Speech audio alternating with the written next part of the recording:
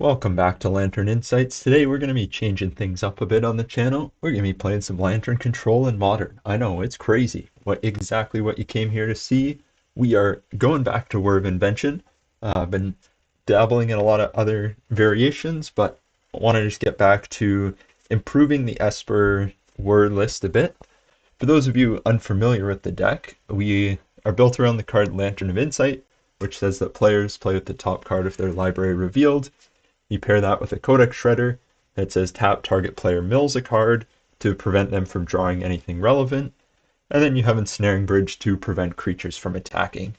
Whir of Invention kind of holds the whole deck together as you can tutor for any of your pieces.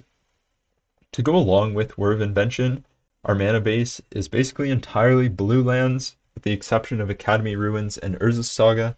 Those are the only non-blue lands we're running, and we have the full playset of Mox Opal. It is pretty consistent, turn 3, that we get triple blue. Usually, even if you draw Saga, worst case, you can still get triple blue on turn 4 if you fetch out a Mox Opal. For the rest of the deck, we're playing full 8 Hand Disruption, so 4 Inquisition, 4 Thoughtseize. I think they're both really good game 1, and then post board, often we might take out 1 Inquisition, bring in a more impactful sideboard card, as this is a very tight list. It is difficult to sideboard with, I would say. We have a split of Portable Hole and Prismatic Ending as our removal. I like being able to find Portable Hole with Whir of Invention, and I like that it contributes to Metalcraft for Mox Opal. But Prismatic Ending, the added flexibility for 3 drops, I think specifically, is still worth playing. In the sideboard, we got Harbinger of the Seas for a lot of the Eldrazi Titan matchups. Narset is specifically to deal with Quantum Riddler, where that's a card that we've seen in some previous videos that can be very difficult for Lantern to deal with, especially if they get multiple Quantum Riddlers going. So Narset is specifically to be brought in against Quantum Riddler decks. Our artifacts, we got some Torpor Orbs, Soulless Jailers. With Whir of Invention, we end up having a lot of copies that we're able to find. Then we got a Vexing Bauble, another Needle, and a Welding Jar to get with Urza's Saga, and 1 Extirpate. Very much a flex slot here. Extirpate, I think, was a good catch-all. This was the previous version that we played. It had Torpor Orb in the main, Leyline of Sanctity, Hushbringer. So, kind of, I think, making some improvements to the list here. But let's get into the games and see how it does. In other exciting news for the channel, I'm now going to be offering memberships. You can go and visit the Join tab here. And for only $5 a month, you're going to get early access to videos, some member exclusive shorts, and I'll be posting sideboard guides. So all my videos are going to be getting sideboard guides that'll be posted here if you want to help out the channel. Let's Lantern. We are starting our league on a mulligan here. I think you could keep it. I wouldn't totally hate it. But this hand I like a lot better. And I think we drop the Grafdigger's Cage in the blind. And let's see what we're up against. I think, yeah, the first hand, you could keep it. It is kind of 5. Ooh. Either Belcher or Tameshi combo. Interesting. Well, Urza's Saga on top, so you get Pithing Needle is going to be very... Ooh. Ad Nauseam. Ad Naus. Yeah, you got it. They're probably playing Ad Nauseam, Spoils of the Vault. They put 2 cards to the bottom and then drew another land. We kind of have a similar mana base here, which is kind of funny. The Darkslick Shores, Seachrome Coasts. Ensnaring Bridge is going to be very useless, but... Oh, we can't play. Didn't really think that through. We will be able to play Inquisition. Oh, they double suspended Lotus Bloom. Thought there's just one. So we are probably dead when those come off of suspend. Hopefully this Inquisition next turn can do something, because we'll be able to Inquisition and then use Mox Opal. Pixis, we like seeing that if we can get to it.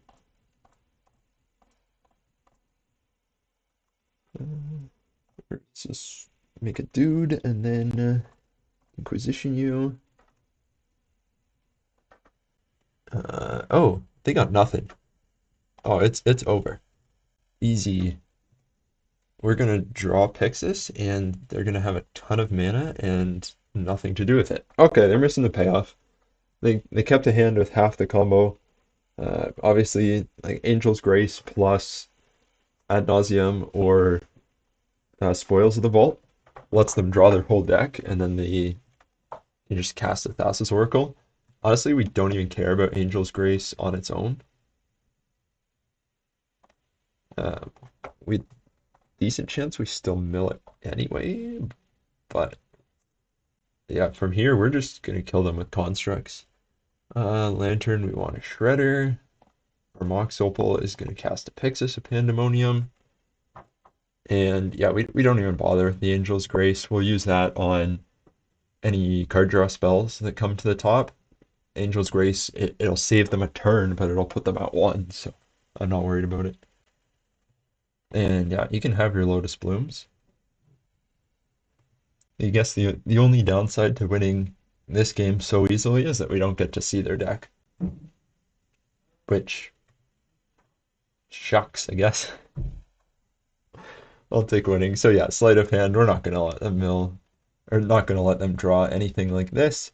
And they are actually gonna be forced to use the Angel's Grace this turn. So maybe that's a reason we should have milled it, but and yeah, as you can see, our constructs are gonna be a very real win con in this matchup. And they're gonna Angel's Grace here, and they're dead. Sideboarding. Well, I think we want Vexing Bauble because it is good against Lotus Bloom. Soulless Jailer is also good against Lotus Bloom. Adnaz and Spoils of the Vault, I both believe say put into hand. I'm just gonna double check that. Yeah, Spoils and Adnaz both just put cards into your hand, so Narset doesn't hit them. Extirpate actually seems pretty good. They could be playing Tameshi, I doubt it. Bridge gets cut immediately. Prismatic Ending and Portable Hole aren't going to have a lot of targets. Grafdigger's Cage feels dead. Underworld's Cookbook, we can cut that pretty easily. They're playing white, black, blue. Like it's playing Esper, so their artifact removal is not destroy, unless they're playing Wrath of the Skies in the sideboard. Um, I think we can cut a Prismatic Ending. Well, actually, Prismatic Ending can hit the enchantment Phyrexian Unlife, so if they just run it out, that might be good. A pretty glass cannon deck here. And honestly, it's just oh, this is kind of a tempting zero lander. Uh, yeah, I'm gonna be greedy. Go for it. We got turn one Opal. We can go like Thoughtseize, Inquisition, disrupt them pretty well. Portable Hole is not going to be super relevant. Okay, we do get bailed out with a Glimmer Void too, but I don't think there's a point in running the Jailer out before we know if they suspend a Lotus Bloom or not. So they have the Thassa's Oracle, which means if we draw Extirpate, we can do that. So I think we take Oracle and Unlife here, and then when they Profane Tutor, we're just gonna play the Soulless Jailer. So yeah, we'll take Thoracle, Glimmer Void, Thoughtseize, Phyrexian Unlife, and leave them with a pretty ugly hand. Well, I guess it's a fine hand. It's gonna look a lot worse when Soulless Jailer comes down. Oh, and they suspend a Lotus Bloom too. Uh, yeah, Soulless Jailer is gonna do some good work here. One, two, Soulless Jailer. And they now cannot cast either of the two cards they have on suspend. So that seems pretty good against them. I actually have video, like one of the older videos on the channel is playing against Glass Cannon decks, and it was going against, that's a good card, playing against Adnaz, so maybe I'll put a card for it if I remember. But, I mean, they still can just find, oh, 2 mana. I guess if they have a way to destroy the Jailer. Oh, Pentad Prism. Yeah, that's fine.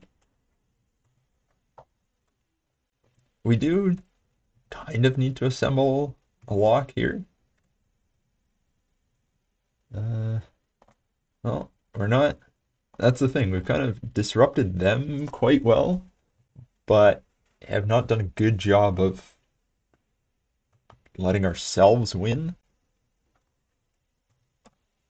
So maybe a downside here, and the last counter will come off of Profane Tutor. So even if they find an answer to Soulless Jailer, they still won't be able to cast the tutor. They are drawing a land, which is good for us. It's kind of we're just in a top deck battle of who can find better cards to deal with the other person. I don't know what the reason for them not playing the land is. Well, we know that it's land.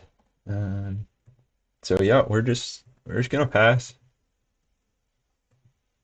I think Academy Ruins, Codex Shredder would be great. Start milling ourselves. Start milling them. And now we catch the Lotus Bloom too. So neither of those cards will be able to be cast. So they are just stuck in exile with no time counters. There's no, like, if Soulless Jailer gets removed, they can't all of a sudden play them. And okay, they're just gonna run out an Oracle, which lets them put one card on top. It's good to know they're playing multiple Oracles. Honestly, Extirpate here would be a great job, or a great draw, if we draw Extirpate. Now, they did play the land, so maybe they had an Ad Naus or something like that that they left on top. Well, drawing the wrong half of the deck here. Obviously, hand disruption, super important against a combo deck. I mean, we're going to cast it next turn just to see what they left on top. Another Oracle. Well, now they start swinging at us for one, and we do not have Ensnaring Bridge in the deck. If we die in 18 turns to Thassa's Oracles beats, like, GG, you got us. Um, that would be a very unfortunate way to go. Oh my goodness.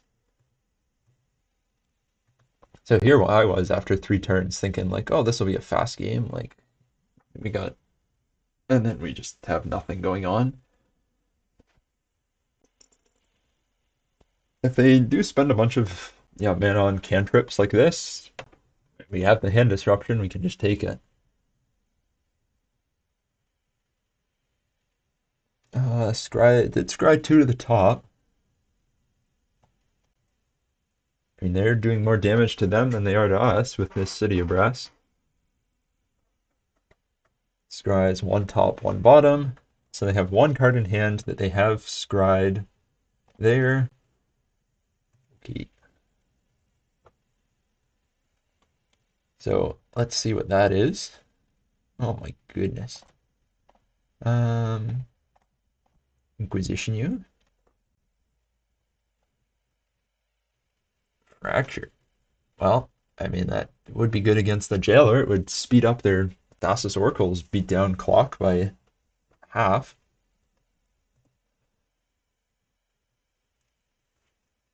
Actually, good to know if they're playing Fracture, we might bring in Welding Jar next game, assuming that the Thassa's Oracle's beatdowns just randomly get there.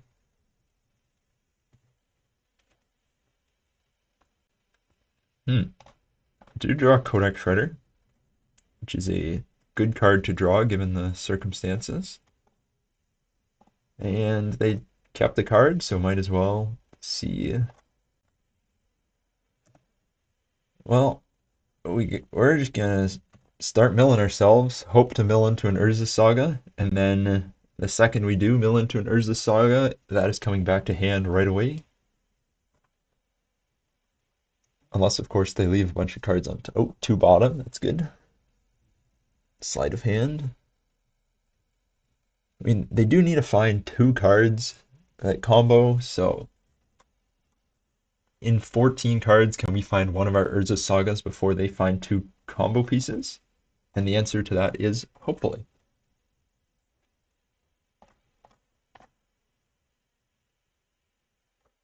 Oh, I like getting rid of another land. We're just going to use this as a redraw, because at this point, like, we're not too concerned with Lotus Bloom. Guess we play it. This has definitely been one of the games of all time.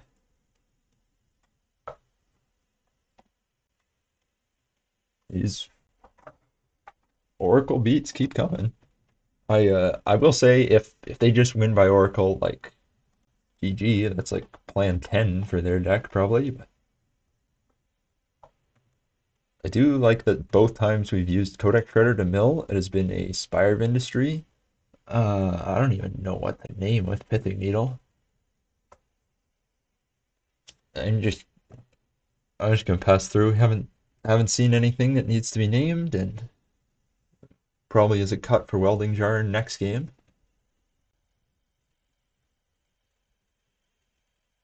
So we are getting to see most of their, well, a lot of their deck here. Like a Lantern wins the game for us, just because we're able to then dig faster.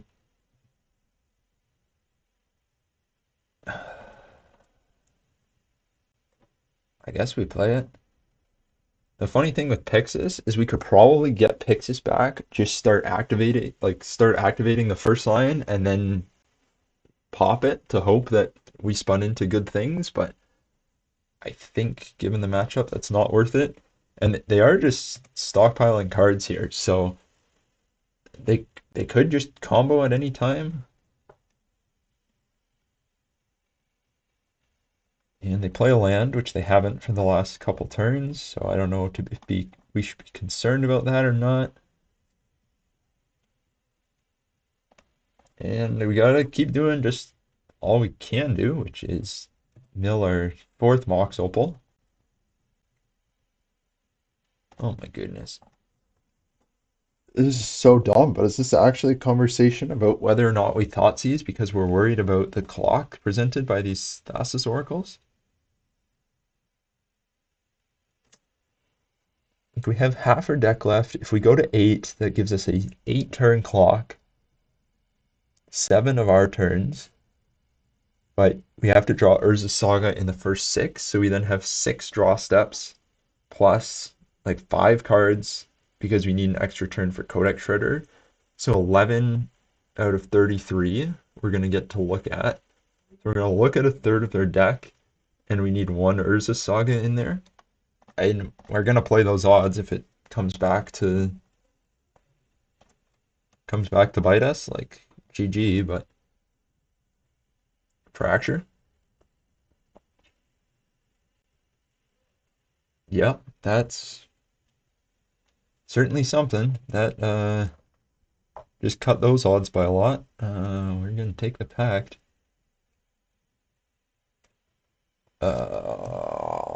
Righty then. We might just lose to Thassa's Oracle.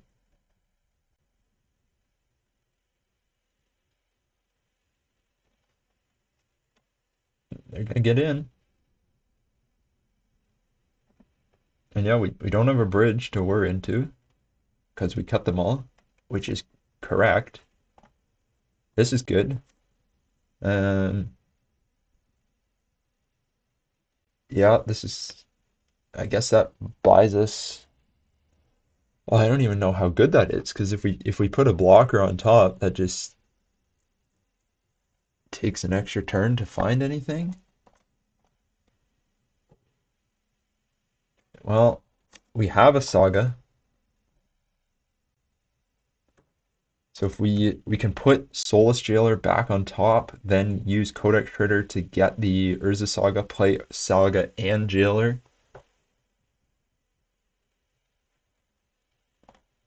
and that will give us 2 blockers in time. Doesn't necessarily beat interaction.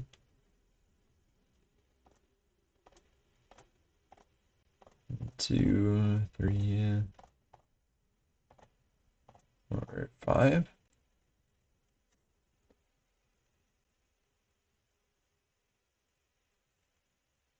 And play the Jailer. Play Urza Saga. And hope and pray, I guess. They're tapping mana.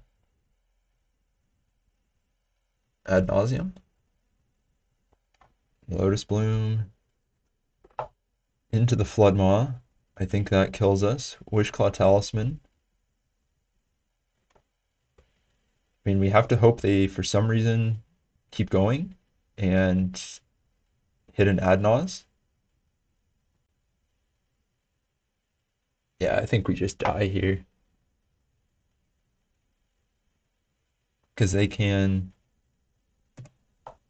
Yeah, what? They can spoils plus Angel's Grace. They got it. They're gonna win off of Thassa's Oracle. Beating down. That is lovely. Wow. Um, does seem like Torpor Orb is good. Welding Jar. We're gonna cut the portable holes and probably Prismatic Ending. Grafdigger's Cage doesn't do anything, and we saw nothing for Pithing Needle. So we're gonna cut that too. That brings us to 58. So maybe on the play, Narset is worth it. I mean, it's good against Preordains, but like that's it. And just to dig for us,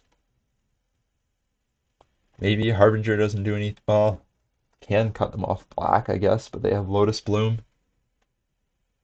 Uh, I'm not bringing in one bridge. If we lose to Thassa's Oracle beats 2 games in a row, I might just pack it up and never record a video again. Now that I say that, I really hope it doesn't happen, but I'm not siding in Ensnaring Bridge in this matchup. I will go first, however, and I mean I'm gonna keep this. Like we have Thoughtseize, we have Jailer, we have Whir of Invention. This is a good hand.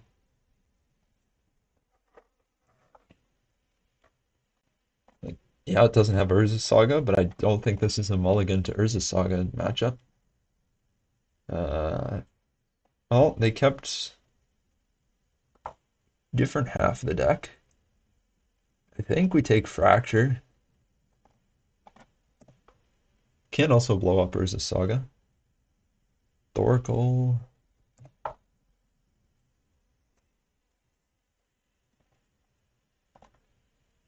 Preordain, you got it, buddy. Maybe he'll suspend something. 1 top, 1 bottom. Nothing on suspend yet. I think we run both of these out. Help us cast or start. Like, Whir gives us the flexibility of what we want to search for, sleight of hand. Or they might just combo us off. I mean, they got to get up to 4 mana for Spoils of the Vault, Angel's Grace, Thoracle.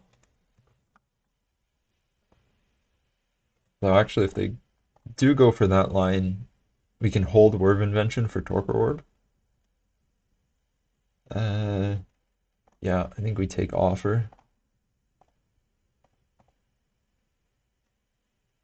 We went 4 cards, and now we're basically in the same position as last game. Holy cow, game 1 was like 4 minutes, and then game 2 and game 3 are going to be like half an hour. We're both going to be in draw go for a while, I guess. Holy cow. Maybe we're playing too many lands. Is 19 lands too many?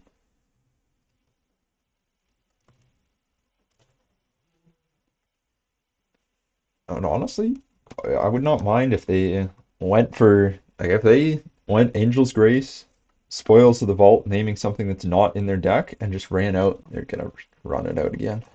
Um, that's fine.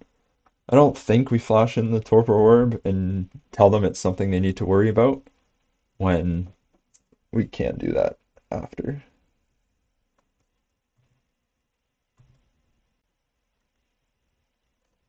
Oh my goodness.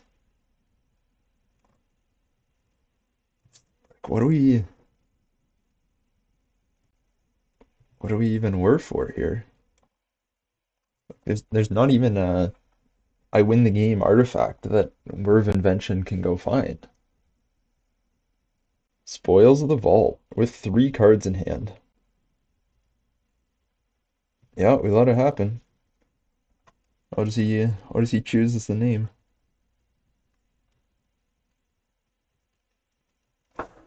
He named Profane Tutor.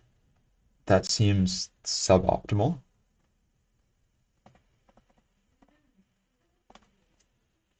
Okay. I mean, if he answers Soulless Jailer, we will just cast this Whir of Invention to draw another one. Um, I think we have to hold. Like, why would he name Profane Tutor with Soulless Jailer on the board? Like, we can't say, oh, he doesn't know it stops it because it stopped it the previous game. I do think there's an argument for just blind spinning Pixis, and if we get like 5 cards in it, we pop it because we have more permanents than they do. Like their permanents are not impactful ones for the most part. Like they're all non-creature spells.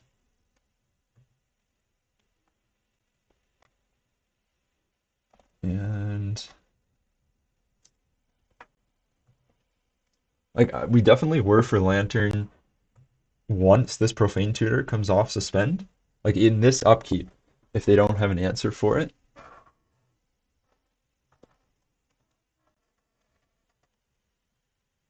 because they're gonna play into the Floodmaw. So we're gonna go 1, 2, 3, 4, 5. See if we can do this in response.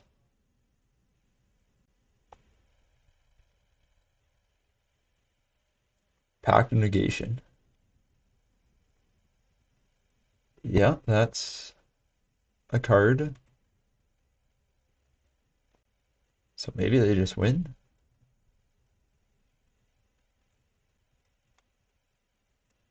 Uh, so we were correct. They had the. Can they win in their upkeep? I don't know.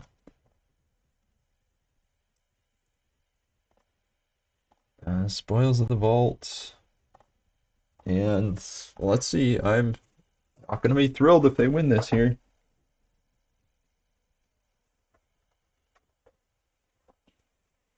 Like they can go get. They have 1 card in hand, which is a City of Brass.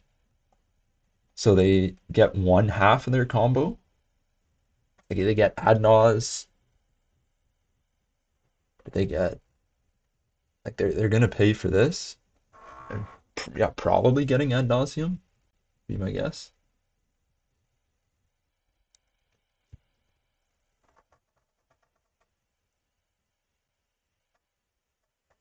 So they got two unknowns, one unknown.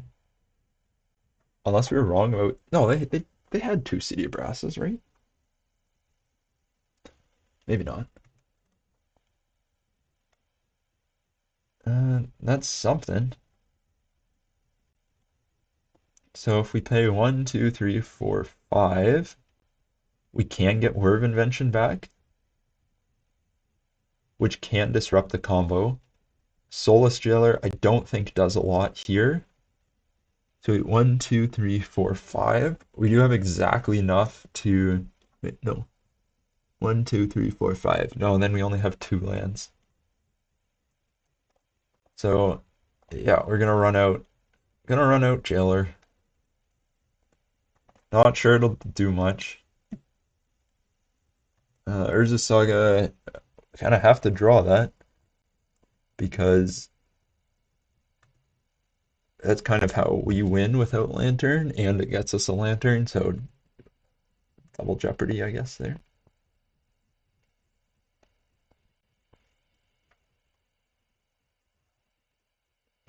What'd you get with your Profane Tour? Nothing? I think maybe we should have got Whir of Invention back there, actually. And now we have 1, 2, 3, 4, 5 mana up, and we can then so we can use Codex Shredder to get back of a Whir of Invention to go find Torpor Orb.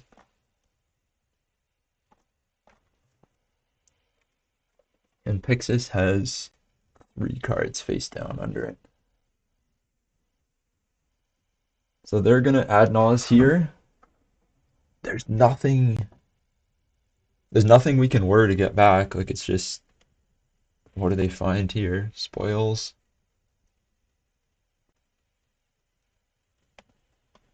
So if they just go for Thoracle without protection, we can disrupt it. So they have the combo. I wonder if they stop here. Because there's always the risk that they hit another Ad Nauseam.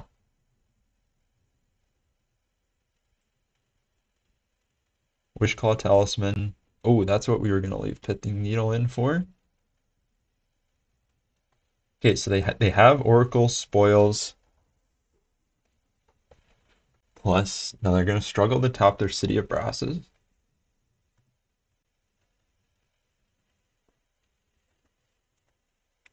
I think there's a way we can disrupt them here. If they go, they play a Gemstone Mine, suspend a Lotus Bloom, suspend Lotus Bloom. That seems like not the right choice. I guess it's correct. There's not really a downside to it. They're going to have to discard a bunch. They can't lose the game and our opponents can't win the game. Yeah, you got it.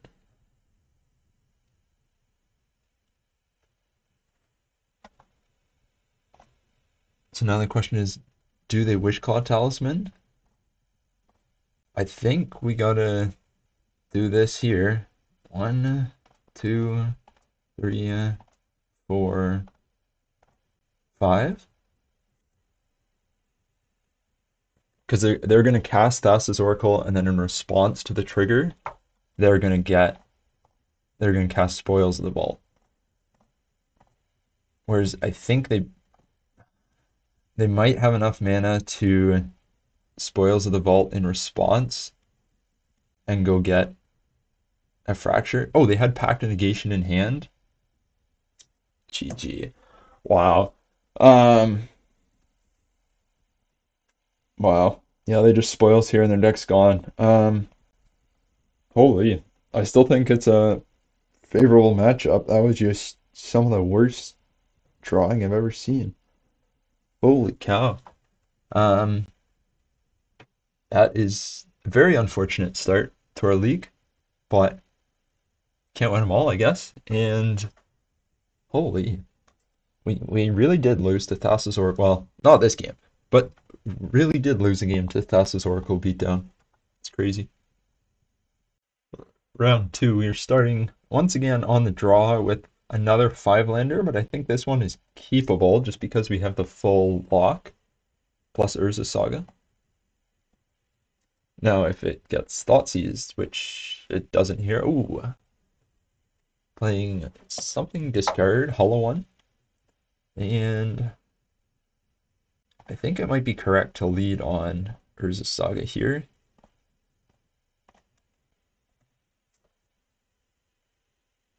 Oh, cool but rude. Yeah, that is a problem. Because if they just play that and level it up, I mean, we have answers, but maybe next turn they'll won't level it up. I mean, we can also get Pithing Needle, which does work there. Um, you're just gonna let this trigger happen, good sir? Probably want to discard Fable. Although, maybe we let them have Fable, hoping they tap out for it.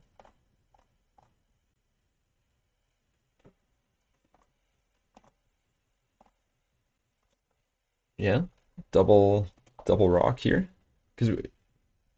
And then we can either just lock them and hope to draw bridge, or make constructs.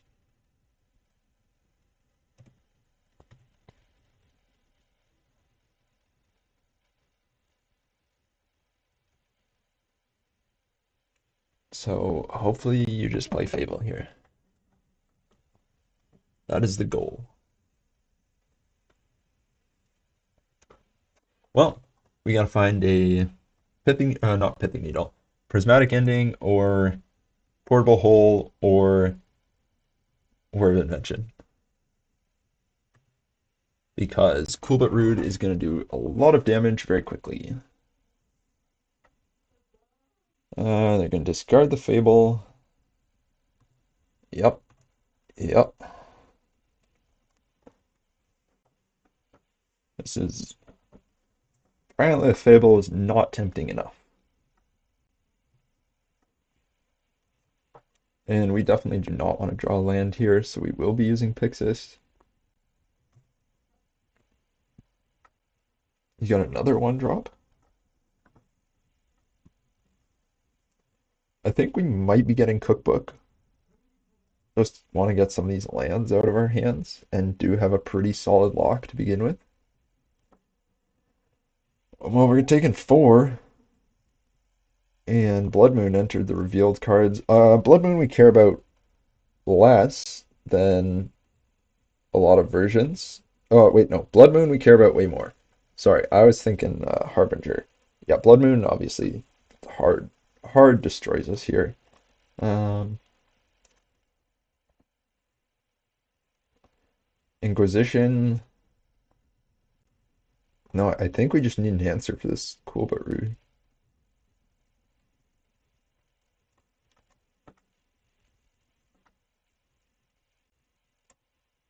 Thoughtseize from them.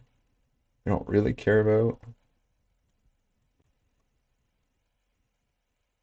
Uh, I guess we're not getting Underworld Cookbook.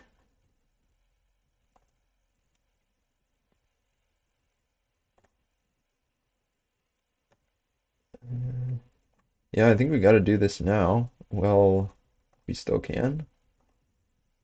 Blue 1. Done. And this is why we're playing Portable Hole.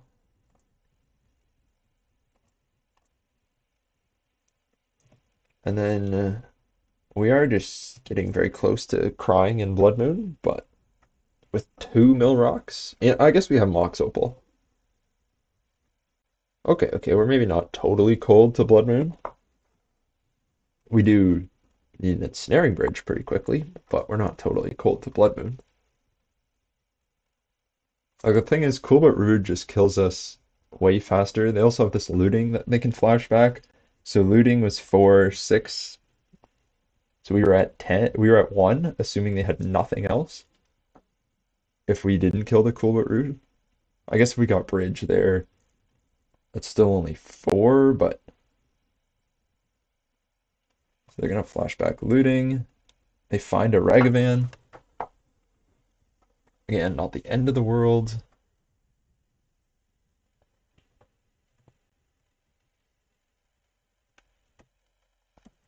They do discard the Blood Moon, which maybe that's respect to Mox Opal.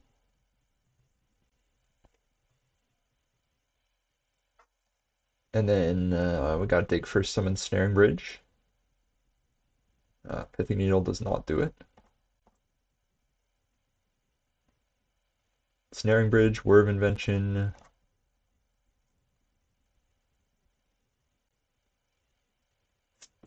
Cool but Root on top. Now we need exactly Ensnaring Bridge, and we don't find it. I mean, like maybe. I think we're still in fairly rough shape against the Cool but Rude um, there. So we want Welding Jar because they're playing red. Really, I mean, it's a bridge matchup. Vexing Bauble doesn't hit a lot. Pithing Needle like can stop a Cool but Rude if it comes down early enough. Maybe we trim one Inquisition because they like discarding cards and we're playing 8 already. And run it back. We do get to be on the play this game, hopefully with a better hand. I mean, yeah, that's a better hand. We got our basic island. They mulled a 6, so we'll go turn 1, Spire, Mox Opal Thoughtseize. Turn 2, have access to Portable Hole. Spire, Mox Opal. It is going to do a decent chunk of damage to us, but we have Ensnaring Bridge. Razorkin Needlehead. I think we take the Thoughtseize, let them play out the Needlehead, and just kill it with Portable Hole. And then we got Academy Ruins, so if we can find a Codex Shredder, we can just aggressively mill ourselves. We're gonna play the Cliffs that we knew about. Probably the worst thing we could have seen there is Ragavan. That's something. And we're just gonna pass through here.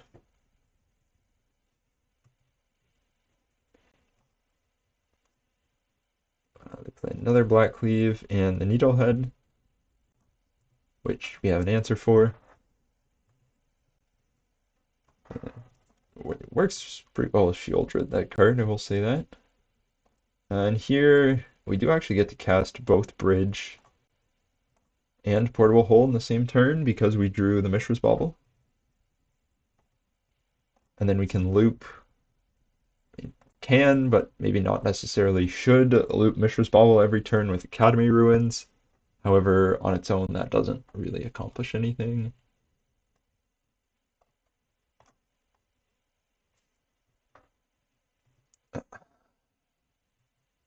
Well, that's unfortunate. So now we need another removal spell.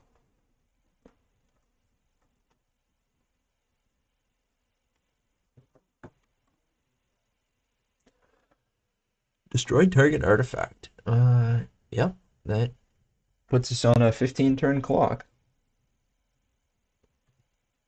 So now we need 2 removal spells. Oh, yeah, double whammy here. Yeah, we get it. We take the damage.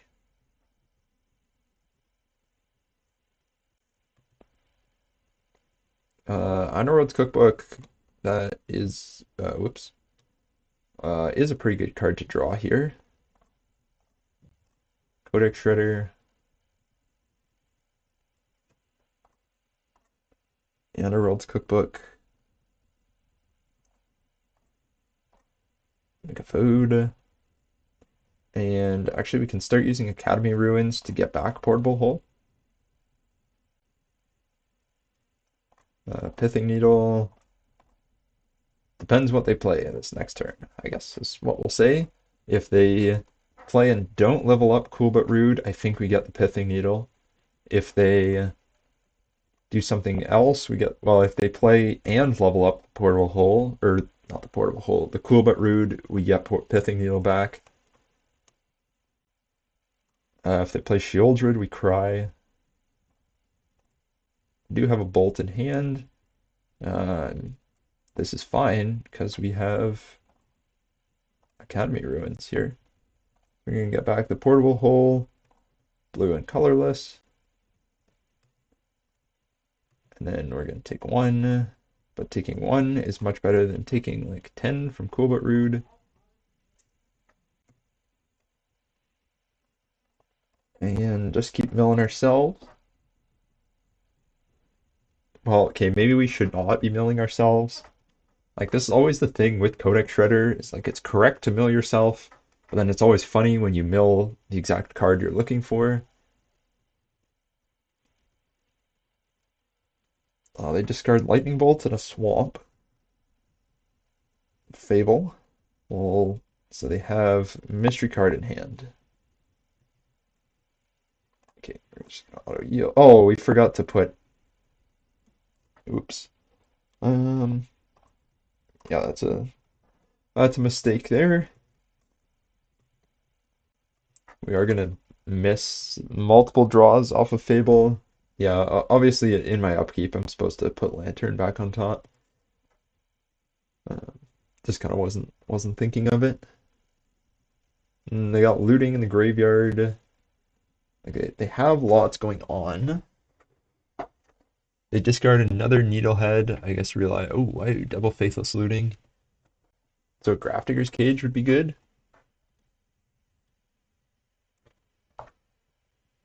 So they shock something in and then flashback looting. Probably correct, a flashback looting before playing the shock land, I would think. Unless you know you're just going to discard two more. We're going to mill ourselves. That will be a good card to get back in a turn or two. Put Lantern on top. Yeah, I mean, we should have done this last turn, then we'd have the Opal to draw the Lantern. But we can now either put Codex Shredder on top or gain 3 life. Probably put Codex Shredder on top because we are lacking a blue source for this Whir of Invention. They can make extra needleheads. I'm trying to think if there's a way they can, in my end step, make a bunch of Reflection of Kiki Jiki, and then in their end step, like make a bunch of Razorkin needleheads. I don't know if they could get enough. Nothing entered the revealed card zone. The heck? I don't know if they could get enough needleheads. I guess it'd be one per land. What? With two mill rocks, they have no more. And they did pause for a long time there.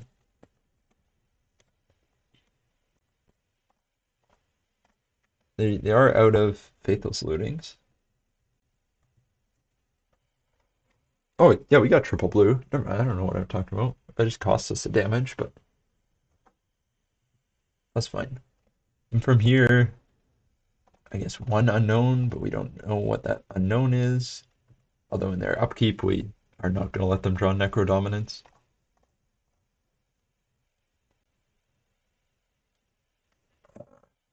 Honestly, for them, might be a bit of an upside. Having to discard down to 5 with Necrodominance. And yeah, we are going to gain life here.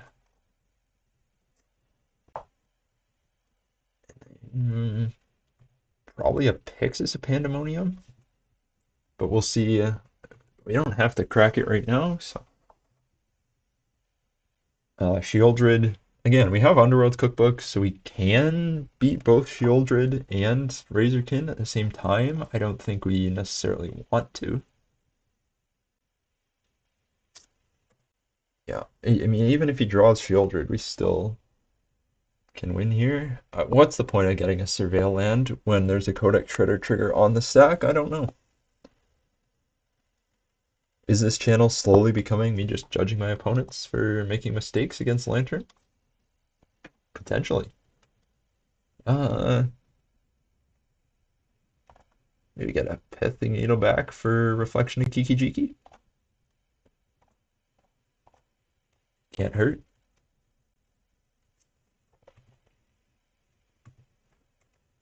And then we might honestly Whir of Invention for a Welding Jar because we do know, I believe they have one unknown in hand that we are unsure of. So if that's an artifact removal spell, they are playing destroy artifact cards. Academy Ruins has been great this game. Collection of Kiki. Kiki. Um, yeah, Academy Ruins definitely, I think, pretty solidly helped us stabilize. If we win, will be a big reason why we won. Come on, go to cycle, go to cycle.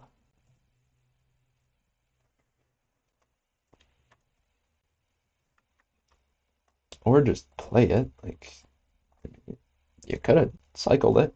Yeah, a 1/1 doesn't help you here. I guess it does help you attack through Ensnaring Bridge. So maybe we do this. Pay 1, make it look like we're getting a Mill Rock, and then grab Welding Jar. Maybe they have an artifact spell in, or an artifact destruction spell in hand that they were waiting to cast when they needed a lethal board in order to cast it. So that's why they played it out.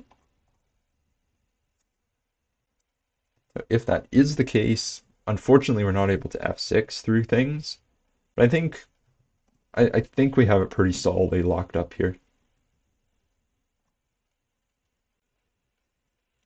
Well, we got him down to 6 cards in his library. We drew an Inquisition. We know one of them is a Mako, so he is able to draw cards in response to that. Oh, he just doesn't. Okay. Well, I was gonna say interesting decision whether or not he's gonna draw cards. There is a Faithless Looting that we milled his end step or something last turn. So now if he flashes it back, that would put him exactly empty. We let him have Shieldred, Magus of the Moon a while ago because neither of those cards kill us.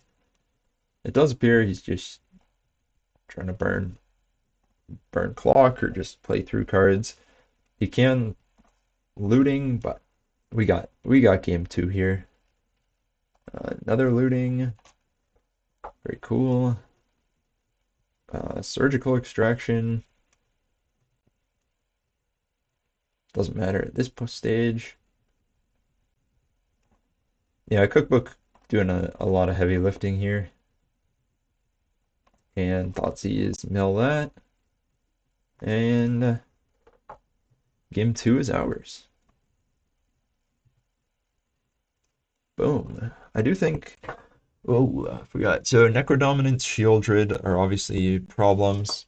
Um, in terms of what we want, Welding Jar was obviously very good. We saw maybe it's played super commonly in these decks. I feel like I haven't seen that specific artifact destruction spell whose name I cannot think of off the top of my head because I haven't seen it before.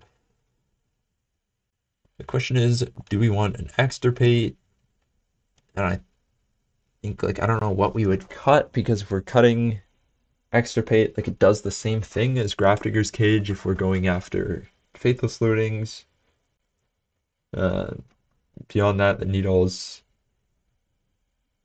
Like, do we need 4? I really don't think there's a lot to change. We are going to be on the draw.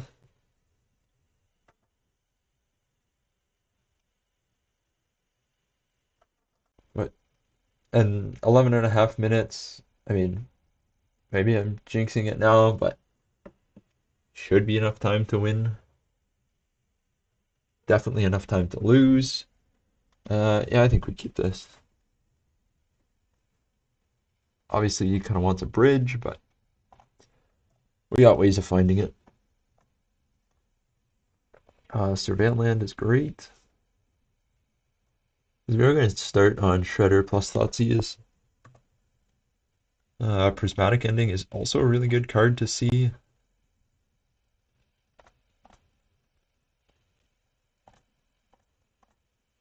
And then Shredder plus Bauble, hopefully able to find something relevant.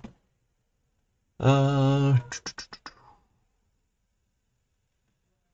think it's Necrodominance because we can't answer that between when they play it and when they draw the cards off it. And then Cool But Rude, we have Prismatic Ending as the answer next turn. Yeah, I think that makes sense. So if they go Cool But Rude here, we are able to remove it. And we can crack Bauble because we can play Spire, use Spire on Pixis, use the remaining two on Prismatic Ending.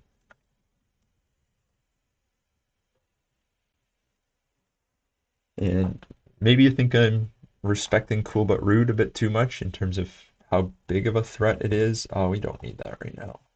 I think just anything that's able to get around bridge is very strong against us. So yes, it might not kill us in 2 turns, but it's probably going to kill us in 5. So, well, that's funny. Play Texas, and I guess there might be a decent chance he just activates the second ability next turn. So I think we're okay just letting that go off.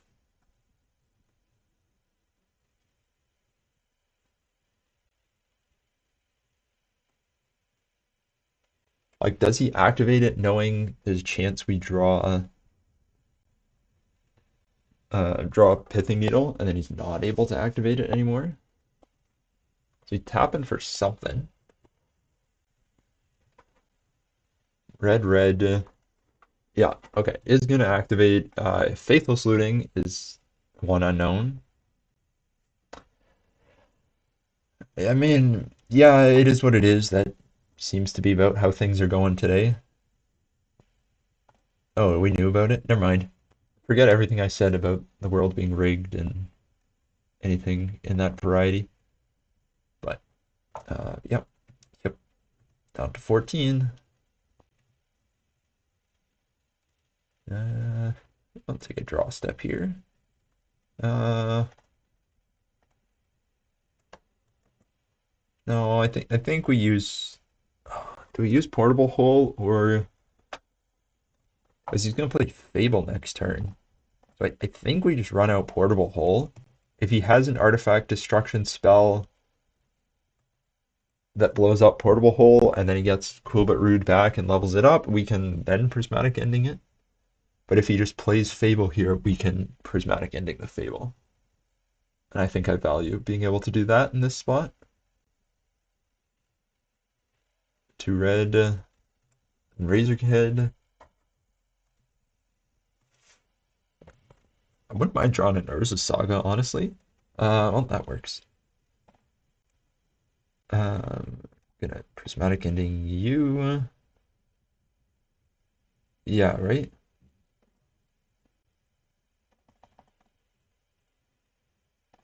I think so. And then we have to hope Fable whiffs. I guess we can mill ourselves here.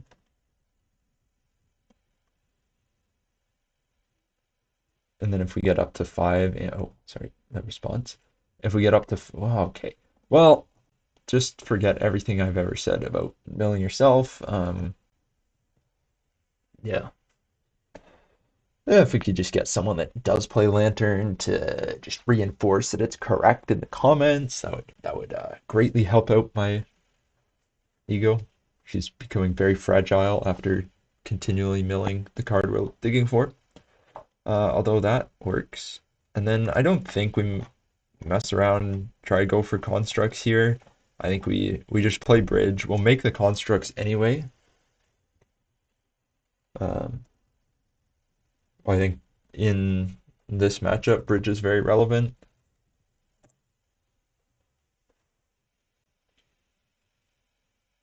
And then we also have the option of using Urza Saga to get Underworld's Cookbook, as they have like 4 unknowns.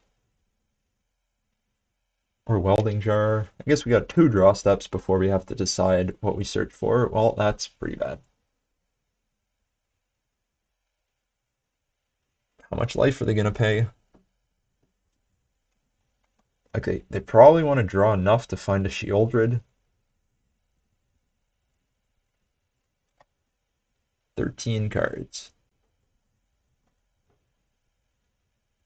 Now they do have to exile everything they discard, so that's maybe a plus. Negative, obviously, being one of those 13 cards is probably a removal spell, so our best card here, I think, would just be Thoughtseize. Graveyard from anywhere. Technically, we can just start milling them. Oh yeah, we did see Roiling Vortex last game. Here, I think we just use Shredder, get Lantern back, and then play Lantern of Insight. 2, 3, 4, 5.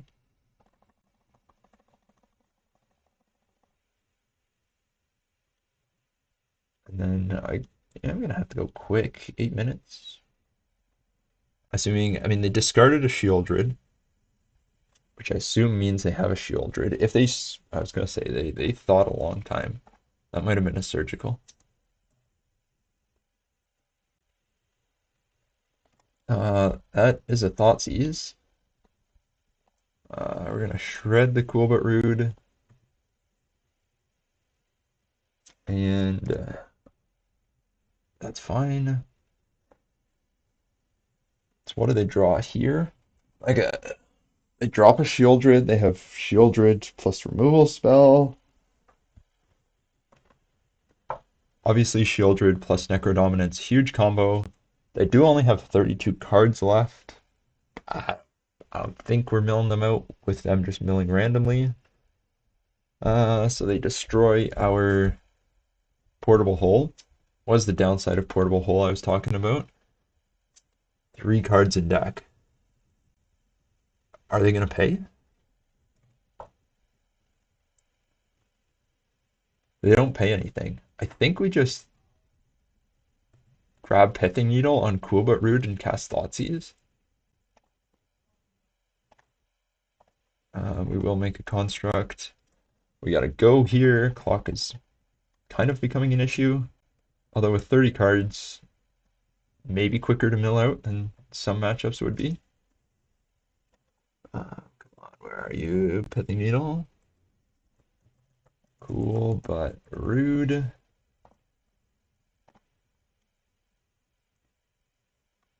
And then cast Thoughtseize here. Oh, no response. We're going to take the Shieldred, which kills us. And they have Fable, but they don't get a draw step. So no instant speed draw until Necrodominance trigger goes off, so we're able to yield until end of turn, which I think is good for clock purposes. Because then their 2 cards in hand are Fable and Cool But Rude. Cool But Rude is fine, it's Fable that we care about.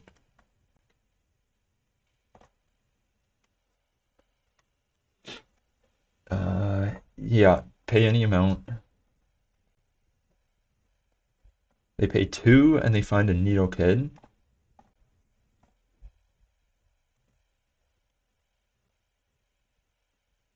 Yeah, we'll take a draw step. Let coast and go. Obviously, we don't want this Mishra's Bauble. Can't do anything about this. So Marsh Flats plus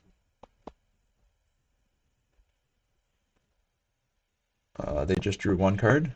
That's fine. So we have Urza Saga. If worst comes to worst, we can Codex Shredder, get it back. See if he pays life.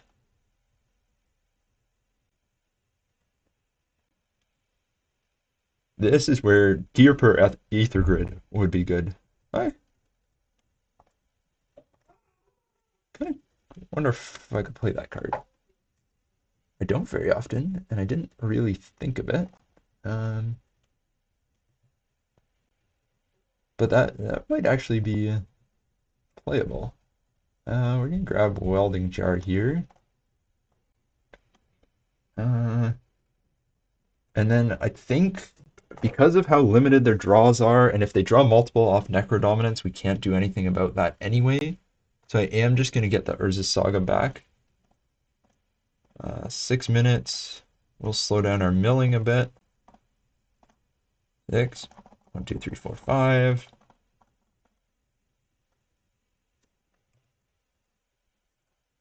I don't know why it's asking us to respond every time.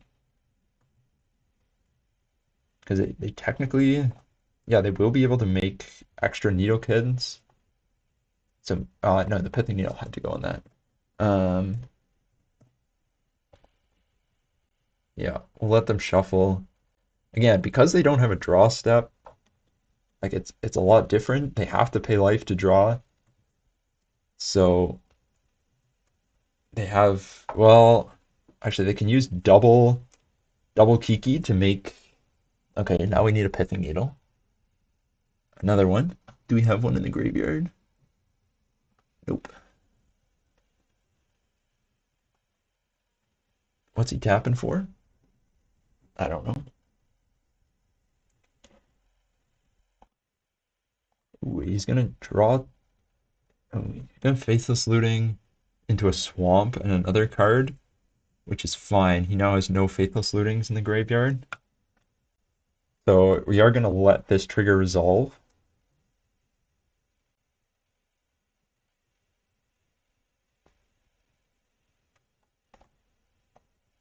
I don't know what he's tapping. He's gonna make a copy. Yeah, so then we're gonna take 2 damage when we draw. He is going to not draw, and then we're gonna use Pixis.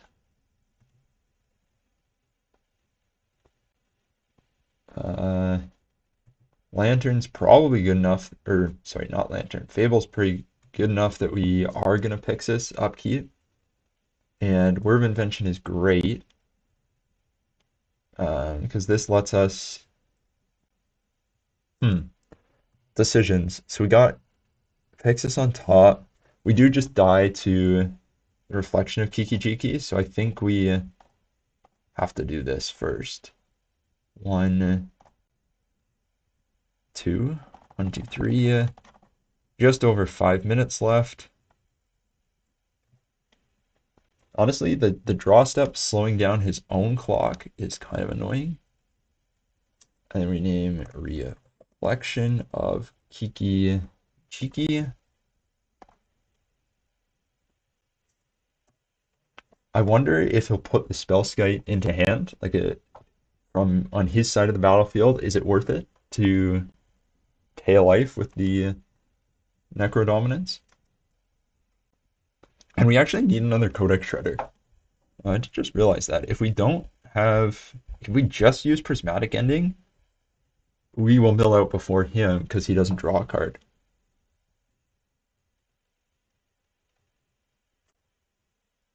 So that is an interesting thing to consider.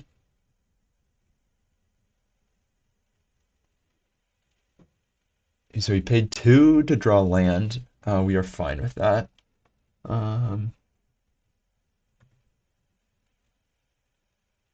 Yeah, deal 1 to us. We're gonna float mana to get Underworld's Cookbook, which we have to in order to gain life. Another Ensnaring Bridge is fine. Come on. I don't know why it's making me auto yield to these, but and I don't know where my food token is. Well, clock is maybe becoming a concern, so we just gotta use our stops a bit better. Oh, and lost some audio. All over the place this league. We had a wildly interesting game one. I should just auto. Well, yeah. Yeah, we gotta get another mill rock. And looting would draw the cage because we're just taking one a turn.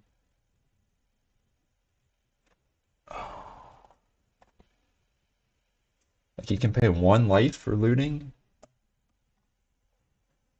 We'll see how. Yield to your end step. 4 minutes. I just have to be quiet and not talk. I think we Pexus here. I think it's worth getting rid of.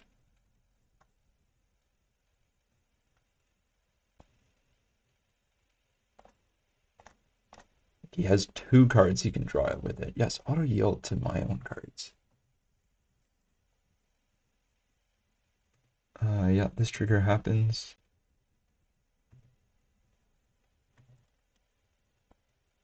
Whir of Invention is great. That's exactly what we want, because that'll let us get a Codex Shredder. And, oh, this is so annoying that you have to move over here to get food. And I'm just going to say we are going to use Whir of Invention to get Codex Shredder, and I am going to not talk because I need to not time out. So I just realized something after playing this game out for way too long. He never draws cards. He's never going to deck out. So I think we just lose. I'm letting the time tick away here, but I let it tick for a bit. We were gonna just barely win, and technically we would never lose because we have Academy Ruins. So I don't actually know how this would work in a tournament because he skips his draw step. I guess the line would be to force him. We don't have enough time for it, but it would be to force him to draw. I guess we can get Prismatic Ending back. Okay, there might be a line here. We got Prismatic Ending on top. Honestly, we can let him draw Faithless Looting.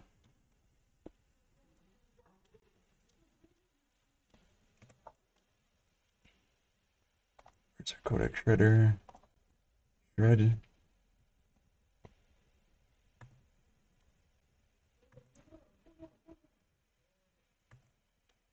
We're gonna die. I spent too much time thinking about that.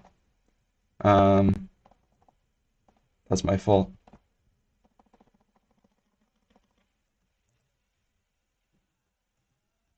That's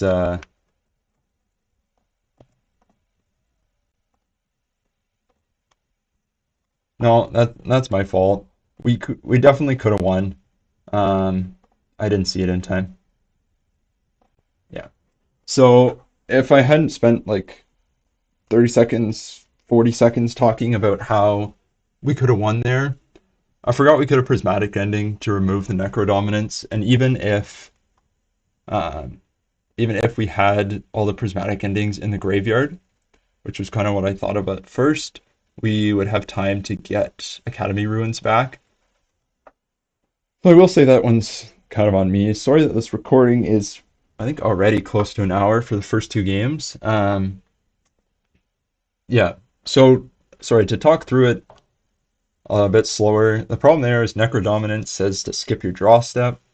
If you skip your draw step, you can never mill out because you don't draw a card. You only lose when you draw a card from an empty library. So yeah, didn't I was playing to just mill him out. Then I realized, oh shoot, Necrodominance doesn't draw a card. So then I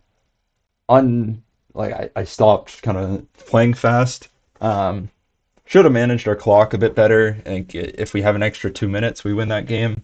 So definitely a lesson there. I think it's the first game that I've lost because of time on the channel recently. So um, it has been a bit pretty disappointing first two games, more on pilot error and how the games have gone than the deck specifically, but gonna be an uphill battle the rest of the way. Well, being on the play is exactly how we like to turn things around. Keep a solid opener here. Yeah, that last round, definitely think if I saw on the line of getting back prismatic ending sooner, I think that game would have gone a lot differently, but hey, I know now. And PSA, if you're playing against Necrodominance, now you know. But on to the next one. I guess I should make sure my stops are back. Kinda took all those off trying to go faster at the end and do not want those to be gone. Let's see what we're up against here. Polluted Delta. Well, I have a Pithing Needle. That's do I want Academy Ruins? I don't think so. It always feels a little bad seeing a one of on top with Pexis because there is always some chance that I could need it. But should fetch here. I think Psychic Frog, Hedge Maze. See if he surveils or not.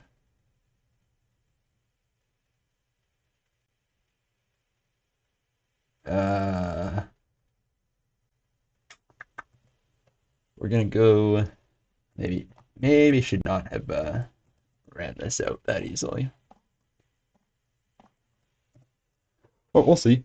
Maybe we'll catch some lands he's playing. I feel like Flooded Strand into Hedge Maze is probably playing Scalding Tarn. It's gonna be Living End. Okay, Breeding Pool.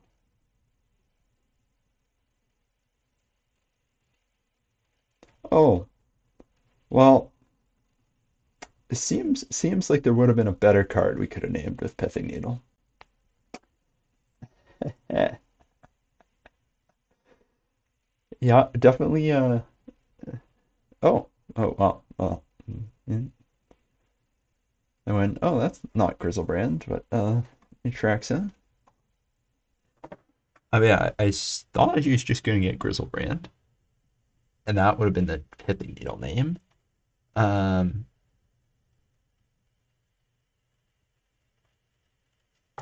but now I don't know. Grafdigger's Cage would be pretty good. What do we think they'll get here? Xenagos. Can't get it on the battlefield.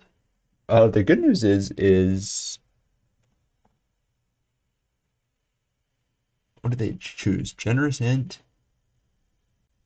Xenagos, Hedge Maze, Neoform, so not Summoner's Pact, not Veil of Summer, Xenagos, not Veil of Summer, not Grizzlebrand, Pact of Negation, Neoform, Hedge Maze, Generous Int. Right? 1, 2, 3, 5. Oh, just one Pact of Negation. The good news is we can just play Ensnaring Bridge. I think this probably won't be a construct game. I think we always have it in our back pocket. Like we can pivot there, but I don't think that will be our first plan. They only have one unknown. Can't pact this, he'll die on your upkeep. Now the question becomes, what main deck answers to Ensnaring Bridge do they have? Maybe I should have named Boseiju, actually. Now that I think about that. That probably would have been a better name into just Hedge Maze. Is really tanking on Ensnaring Bridge there, which is admittedly very fair. I think I too would also tank on it. He does have the opportunity to spin Neoform again. Planar Genesis. So one of his unknowns, and Xenagos does not kill us.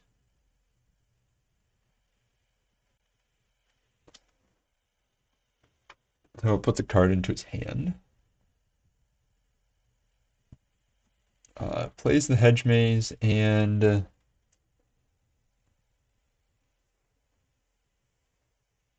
puts it on top. Well, you have a Pixis for that. Allow me to introduce you. Or to... Yeah. That's excellent.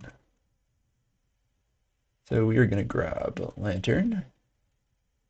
We are going to Thoughtseize. And do we take Neoform or do we take, I think we take Planar Genesis because all of his big creatures we can deal with. Like if he gets another Allosaurus Rider.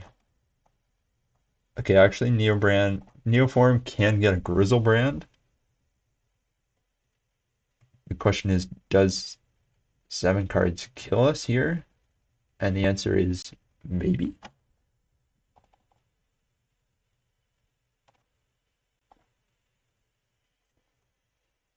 We cast the Allosaurus Rider. He's got to get rid of Xenagos, and so I think this will get Grizzlebrand. Probably should have taken the Neoform. Yeah, didn't think that through all the way.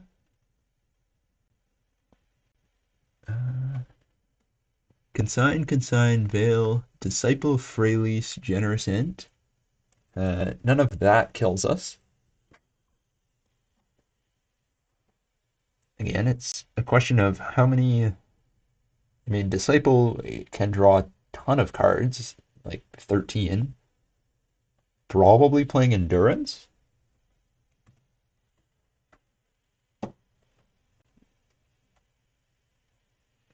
So it's something to worry about.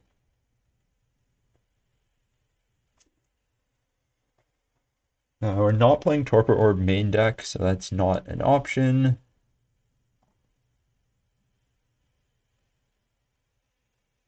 I don't think Torpor Orb is great against that. It shuts down Atraxa. Like, the thing is, it shuts down Gulta, but, like, they can just get Grizzlebrand. Although this is not... Like, Neoform is really less kind of all-in combo than it perhaps was at one point. Like, there are versions you can play that's Grizzlebrand and you're just trying to combo.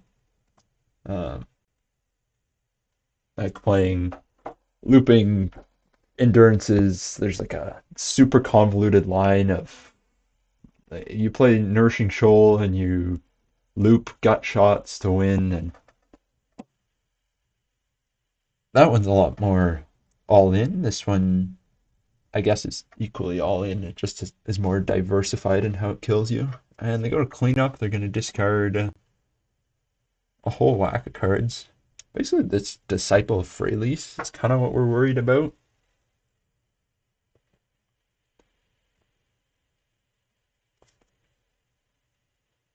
No Welding Jar main deck either.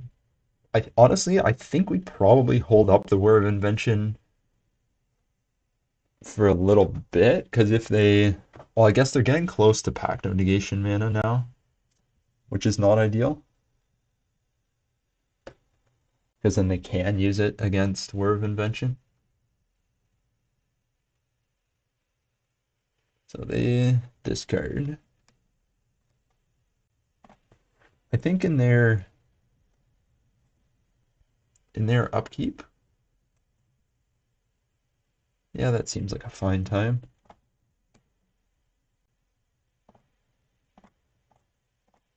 Blue, blue, blue, blue, blue. Done. See if they counter it. Importantly, yeah, Consigned to Memory does not hit it. Okay, they're gonna Pact. So Maybe should have done it on my turn.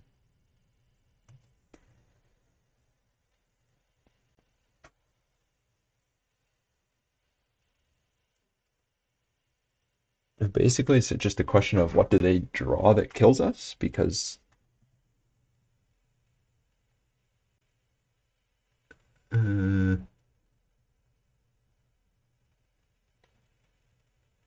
nothing here kills us.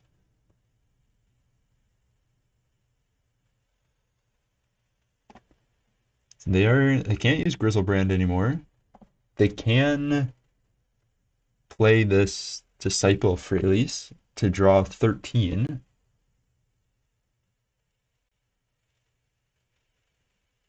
I guess they can use Consign to Memory on their Pact of Negation triggers. So even if we did it on our turn, they would have countered it upkeep. I think they still could have pacted it.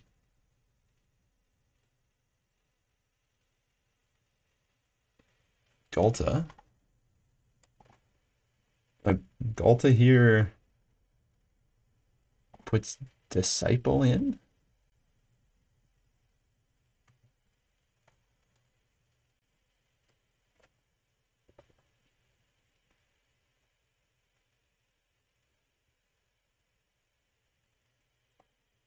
So the Disciple is going to draw 13, which will leave them with 8 cards in deck.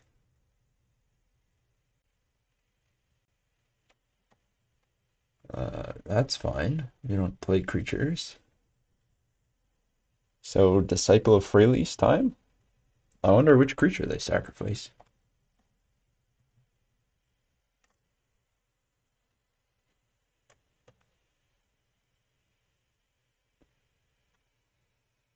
Hooting Mandrills, Nourishing Shoal. They have a Boseiju. Yeah, they got it here.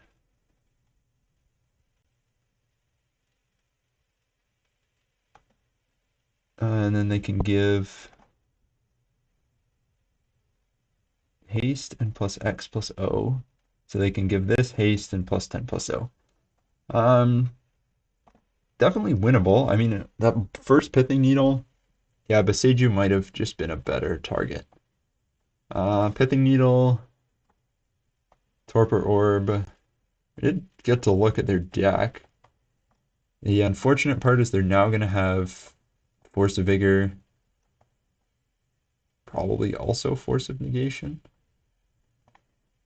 Cookbook out. Pithing Needle, Torpor Orb, Soulless Jailer. Doesn't stop them. Vexing Bubble. We're going to bring in the Welding Jar and Extirpate. Yeah, I think we run it like that.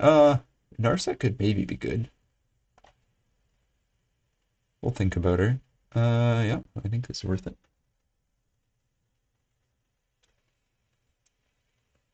Lead on Urza Saga to find Grafdigger's Cage if they're on Eldritch Evolution? I think so.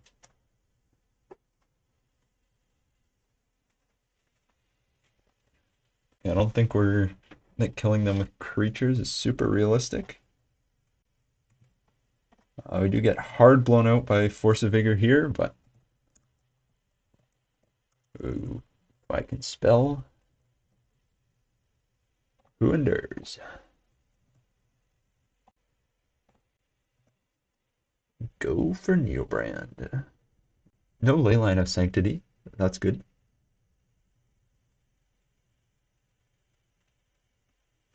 Oh, they got consigned to memory. Maybe they'll consign the Urza Saga trigger. Yeah, go on, consign this. No, you want to.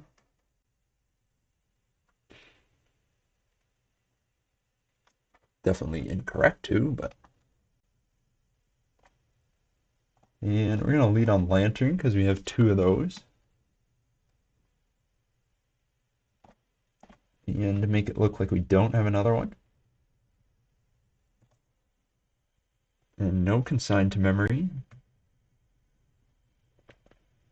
Question is, do we have to shuffle to get rid of this Summoner's Pact?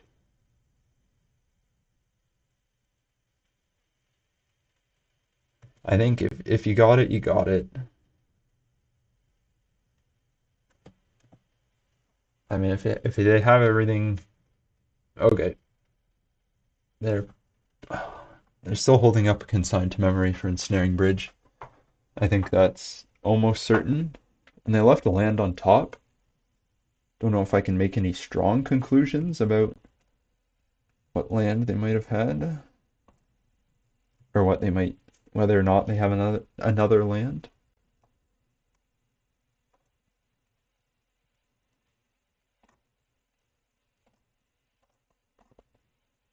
Hopefully Cage can buy us some number of turns.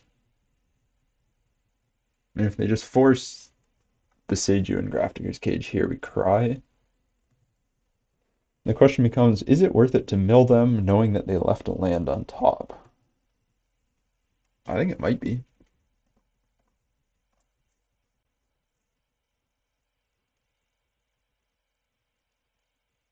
Okay, they are playing Nourishing Shoal. We did not see that last game.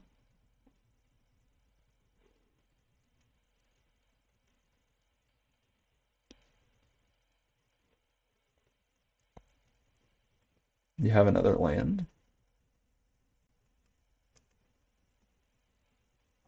Summoner's Pact can only get green creatures, so probably the Allosaurus Rider and Galta are their two main hits with it.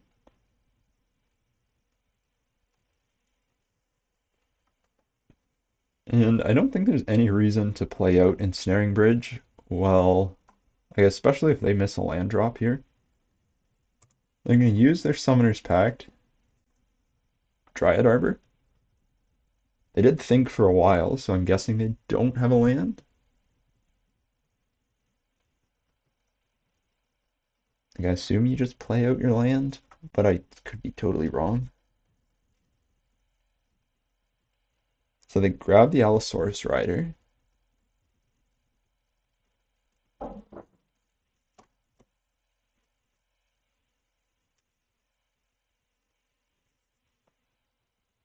But I think, I mean, they might just be playing that to play it. Nope, they just do that. Okay. Vexing Bauble does stop an Allosaurus Rider, so it might actually be worth it. And I think I'm going to cut Extirpate. Like, it's only really good if we if we discard something from their hand and then take all of the copies. But I don't love it because they're not really all in on the graveyard. It's much better against dedicated graveyard decks, whereas Surgical is better for taking stuff that you thought seized.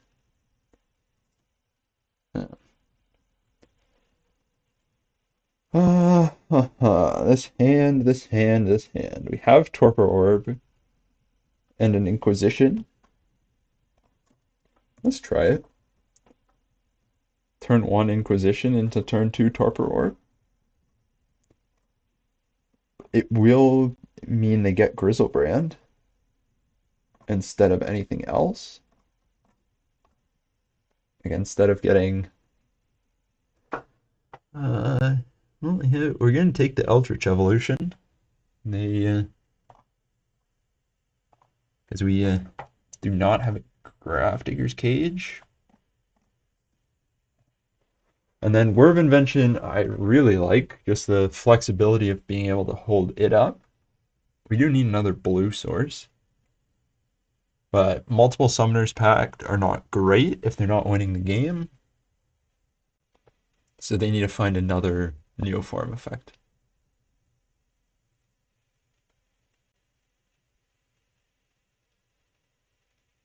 And they put a card on top. Island.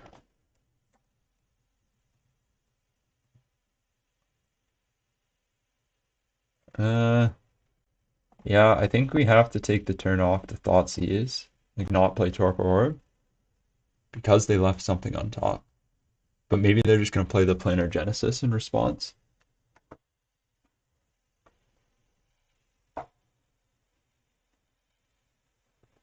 And then I think we maybe play Island here instead of Urza's Saga, because then if we draw a blue land, we can still hold Whir of Invention open.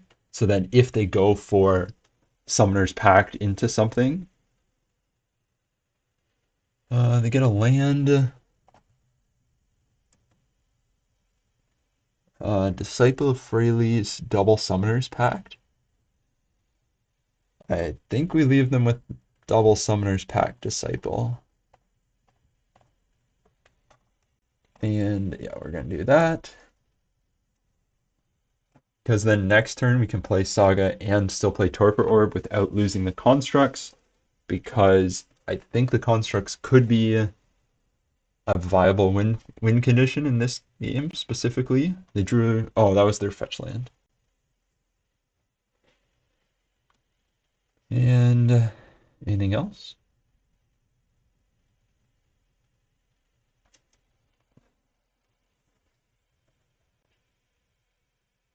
Oh, they fetched upkeep. Yeah, smart of them.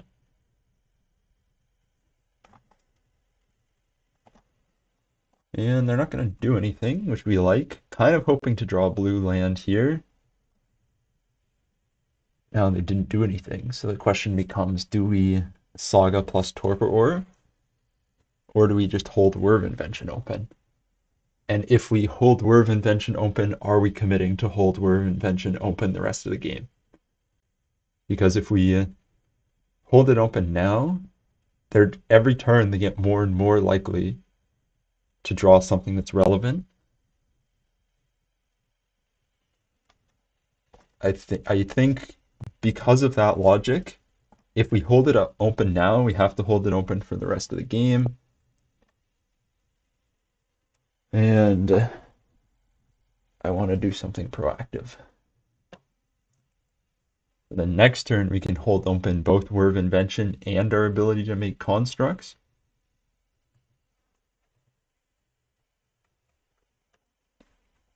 Because instant speed Grafdigger's Cage is pretty good.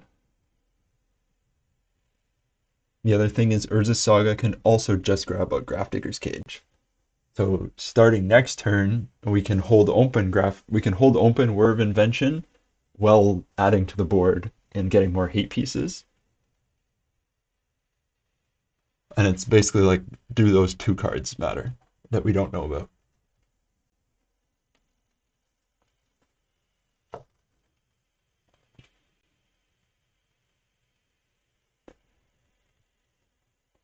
And the instant speed aspect of Whir of Invention is something I like a ton. And I think you compare Whir of Invention to Profane Tutor, because they kind of take up the same slot. And it would have, I mean, instead of casting Torpor Orb, like the turn before, Thoughtseize, or feeling like you'd feel forced to play Profane Tutor in order to have it come off suspend. So I think Whir of Invention is still the way to go. They aren't really tanking though, which if their hand was this, they wouldn't be tanking, so they gotta have something.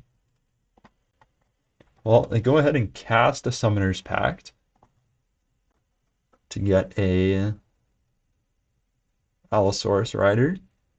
I wonder if they are considering just playing the Allosaurus Rider.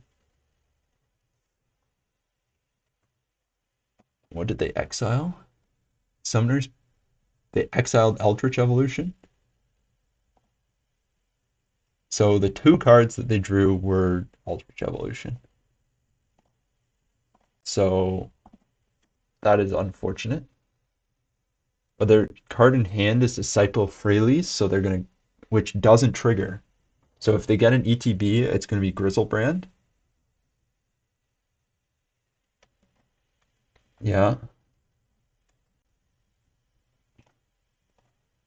They definitely meant to play that as not a land. Oh, I guess they couldn't. Never mind. Um,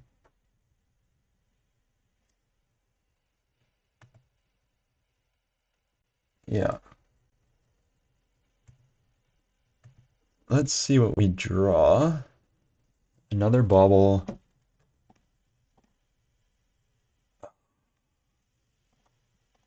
not in very good shape because I think we have to get Ensnaring Bridge here.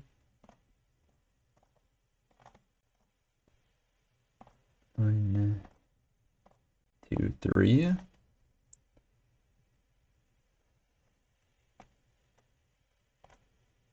Because if we get Pithing Needle, we're just like dead, and I mean we're probably dead anyway.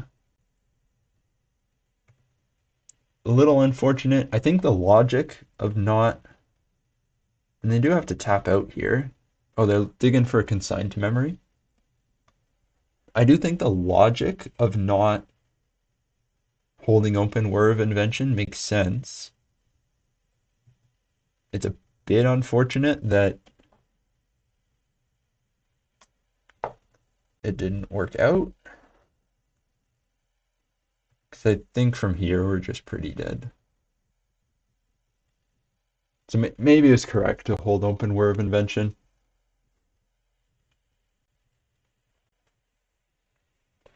We'll concede to them pretty quickly if they. I mean, they have 14 cards in hand. They gotta have something. You'd think. Yeah, they're gonna start doing Nourishing Shoal stuff, which I'm kind of surprised. I guess it just worked out that game one we didn't see any of their Nourishing Shoals. The other thing is Endurance does not work because of the Torpor Orb, so they can deck themselves. Now the other thing is Endurance probably does work if they, have double Beseiju. Source Rider, clearly setting up to destroy Bridge and go in. Or just setting up to Neoform again, that it also works. Gulta, big body, doesn't, like, we're probably at the point where we're just grabbing Pithing Needle instead to name Beseiju. Yeah, probably just that.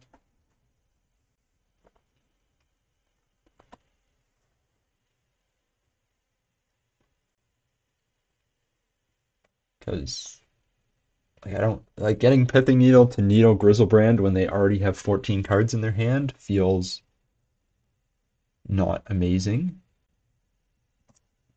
Getting Nature's Claimed also feels not amazing. Well, we're gonna look at your top card. And Misty Rainforest on top. But yeah, we are definitely dead. And in the midst of what's shaping up to probably be my longest Lantern League yet. Well, come on, Bubble. Come on, top card. Yeah, we're dead. Well, game one, probably a punt to not name Beseiju. That's probably on me. Um,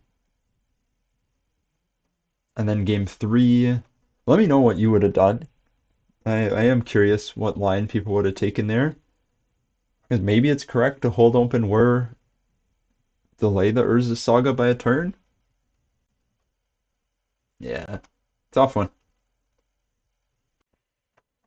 Well, chilling on the play. I think we keep this.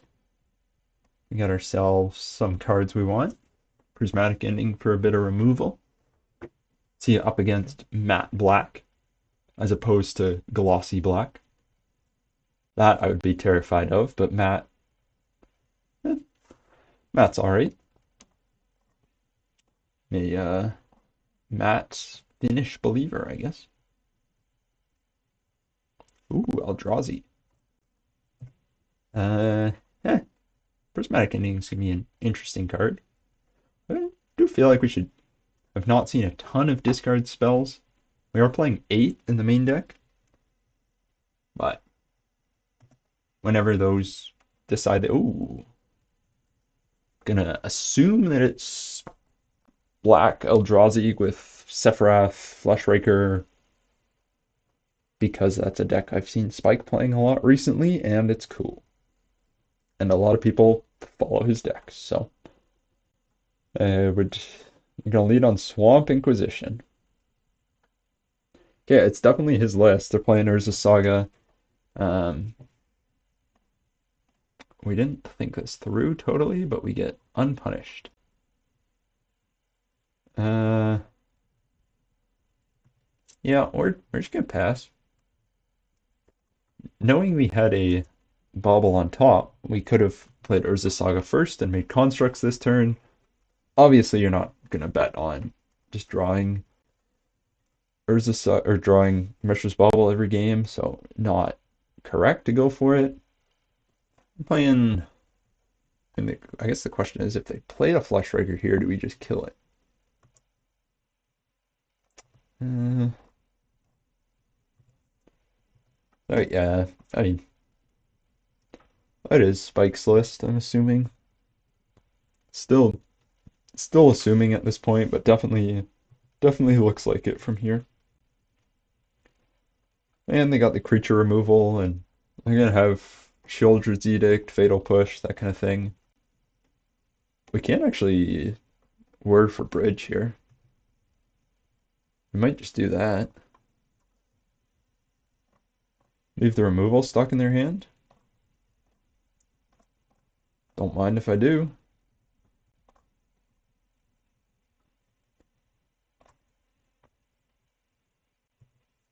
We ain't about all those creatures. I would have liked to draw that Thoughtseize.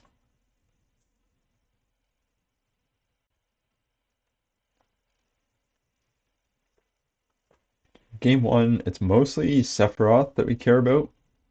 So I think we hold Prismatic Ending for as long as we can. Because Sephiroth or Fleshraker.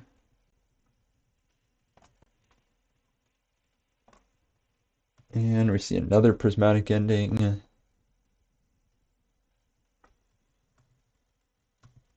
And Sheoldred's Edict will kill a construct, but that's fine. They probably have a Fatal Push or something in hand as well.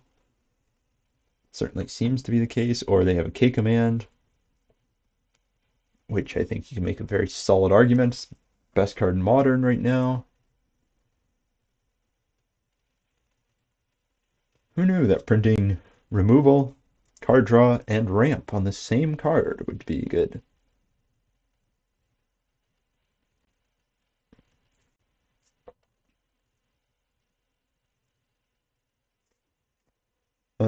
Spawns, scry draw, sounds good. Assuming this edict's going to the bottom. And if it's not going to the bottom, that's concerning. Because if it's not going to the bottom, it means they have something in hand, like nothing in their hand removes a creature, which we're kind of banking on the fact that at least some of their cards are going to remove a creature. Yeah, well, that's the card to care about. Uh, what are the odds they can kill 4 creatures this turn? They can kill 3. Spawn, construct token. Because if they can kill 4, we are in trouble. Because you can't interact with an emblem. Isn't that fun? Thought-Knot Seer, we don't really care about. Swamp. Sephiroth, Fatal Push. Do we know 2? Actually, the question is, did he leave Fatal Push on top, or that went to the bottom? One top, one bottom. So yeah, it went to the bottom.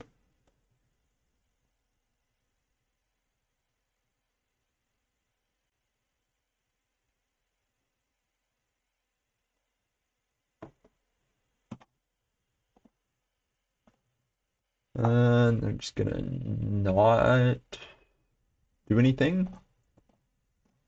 Well, time to find some hand disruption, I guess.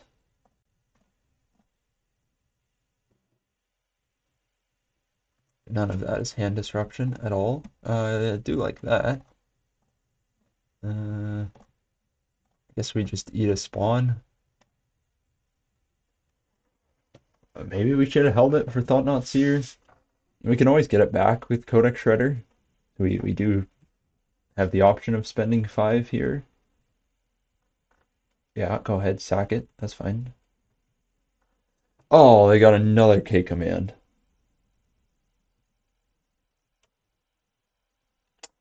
Good card, good card.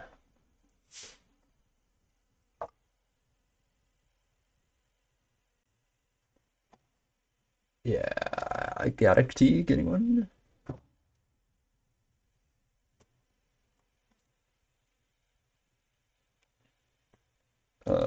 Scry and draw again. Yeah, you got it. Make your spawns, do your thing. About to get smoked by paint color here. Unbelievable.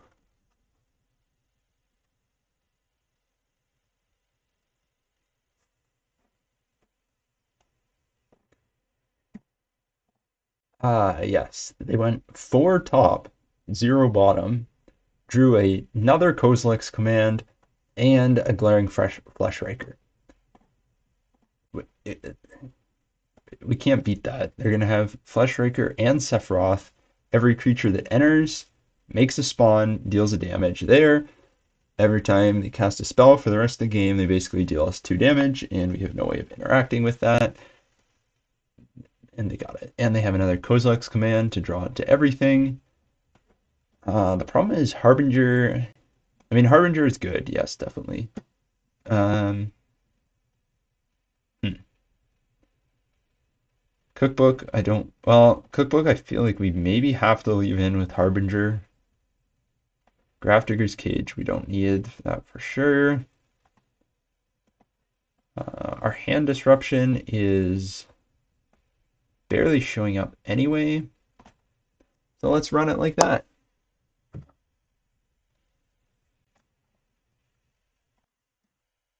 A fast Harbinger of the Seas would be great. A slow Nothing Burger is not great.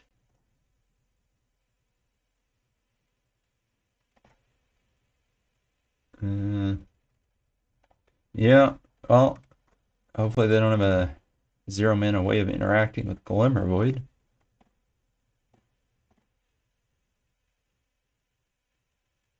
Holy tank.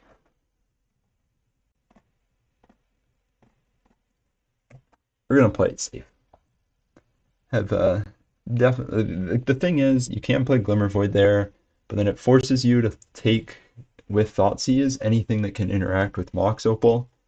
And so it's possible that they could have something that interacts with Mox Opal that we don't want to take because they have a bigger threat, and they could have a Thoughtseize of their own.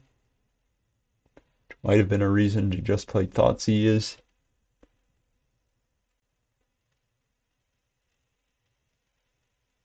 Yeah, pretty rough one here. Okay, they take Whir of Invention,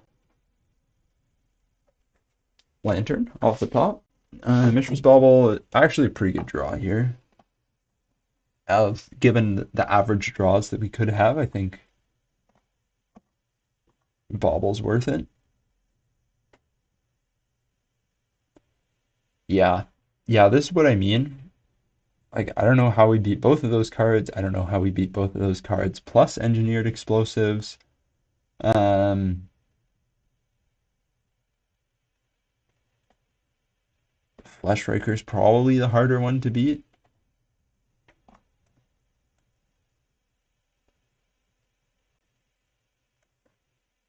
Yeah, not great. And they did have a way of interacting with Mox Opal and Engineered Explosives. I don't think we would have taken it even if we played the Thoughtseize, but it's going to be a rough one here.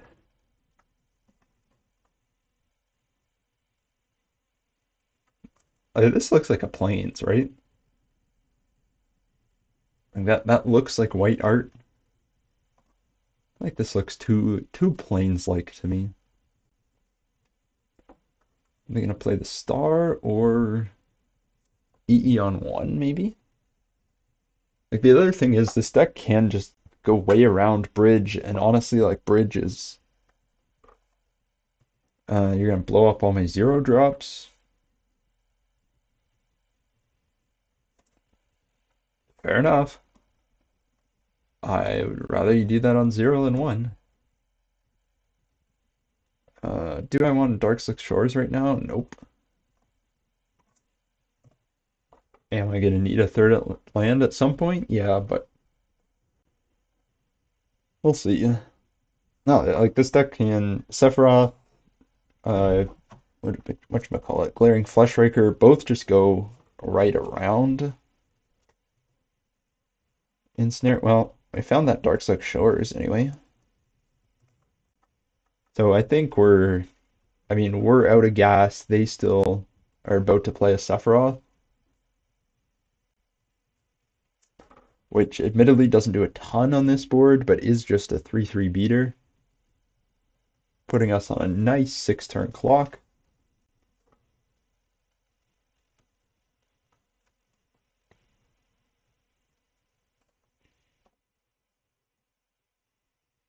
They are just going to run out Sephiroth, 2 unknowns in hand. Well, we need, that's a card. To be honest, does not do a ton here.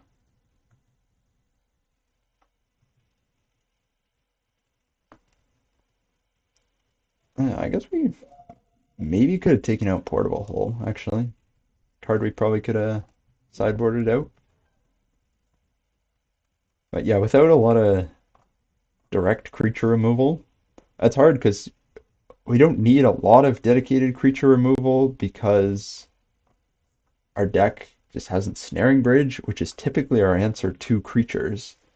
But then creatures like Sephiroth and Fleshraker, we don't have an answer to. Um, Field of Ruin, we have 1 island we can get. You failed us more than once, and we're gonna cry, but here's the... This deck plays Super Shredder, too. He's got a... Spike has a number of versions. A number of slightly different versions, so it kind of depends on what people have seen, what they're playing. 2 cards. Well, I mean, I might as well force him to use the Field of Ruin now, because if we just hold it and then we draw second Urza Saga, if we draw Pithing Needle, I'm not sure it goes on Field of Ruin anyway. So we might just be dying to 3/3 beats. I'd rather die to Sephiroth beating down than Thassa's Oracle beating down. That would be embarrassing. I can't imagine losing to Thassa's Oracle beatdown. That would whew, that would be an experience and a half. But yeah, we just get fielded here. Nope, he is playing Super Shredder.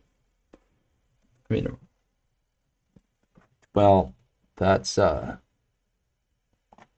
very unfortunate. We could Codex Shredder to get back Whir of Invention to play Ensnaring Bridge. After we take 1, 2, 3, 4, 5, 6, 7, 8.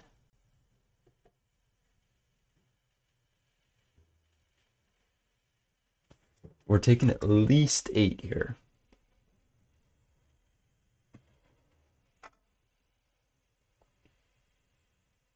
So we're probably dead. You know, despite being 0-4, we're gonna play out round 5 anyway. You watched the last video. I didn't because the deck was horrible. Here, I don't think it's a deck issue. I think it's partially, I mean, I will try to block the Sephiroth. Like, I'm not just gonna not try.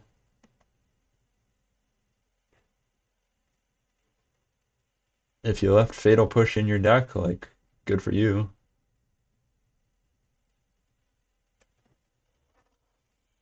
Yeah, Shredder's gonna get super big.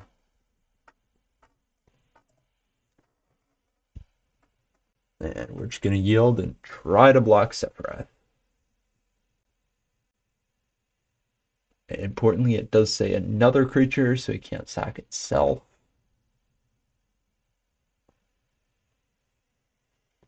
Super Shredder is going to be huge.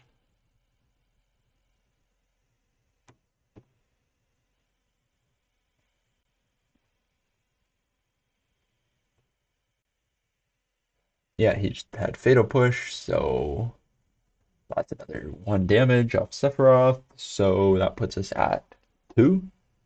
I think we go down 2 here if he uses the Field of Ruin. And then, I mean, we can't win. There's no way. We're dead.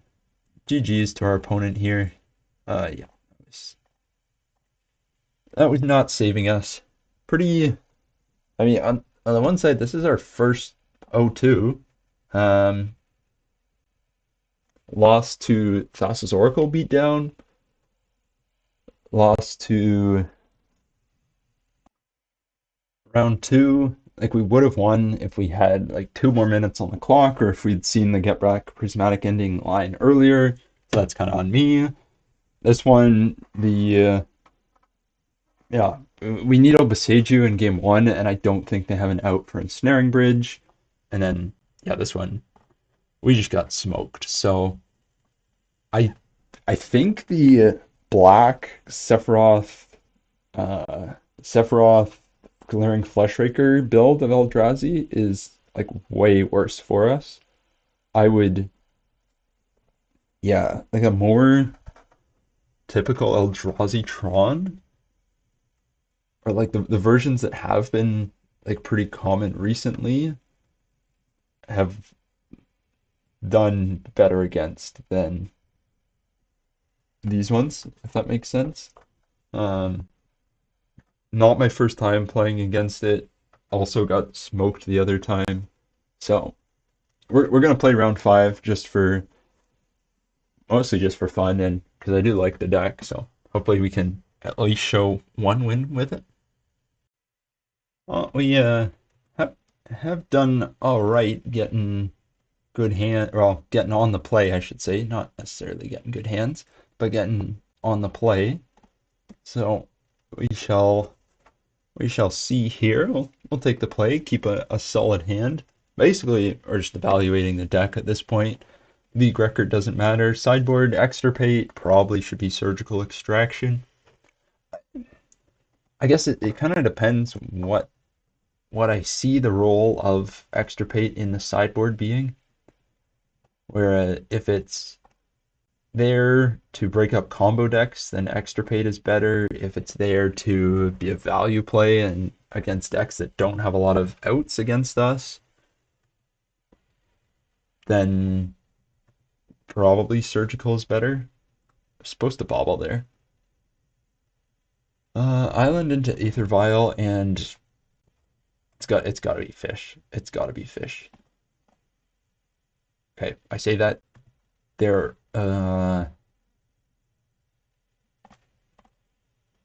Honestly, Prismatic Ending is oh, that is probably one of the cards that I would actually keep on top here.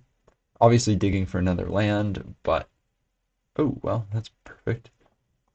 I'm gonna try to Prismatic Ending the Aether Vial. Not that Aether Vial specifically kills us, just that it really helps them get off to a fast start. And Lantern. Force negation. Yep, it's Merfolk.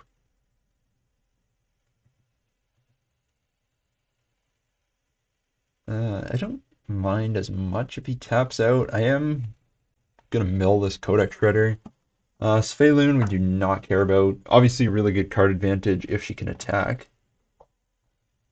The other option is he just kept a 1 land Vial hand, and in that case, I know I said I was Gonna leave. I was gonna mill Codex Shredder. One land, three mill rocks. We just gotta keep them off land the rest of the game. I'll take that deal. The funny part is we could have let him have Sink into Stupor. He would have milled it, or you would have played it as a land. We got rid of it because it's an answer to Bridge. Maybe should have left Mishra's Bauble on top. Cavern, don't want you to have that. Island, do not want you to have that. Tidebinder, really good card. Yeah, excellent card, in fact.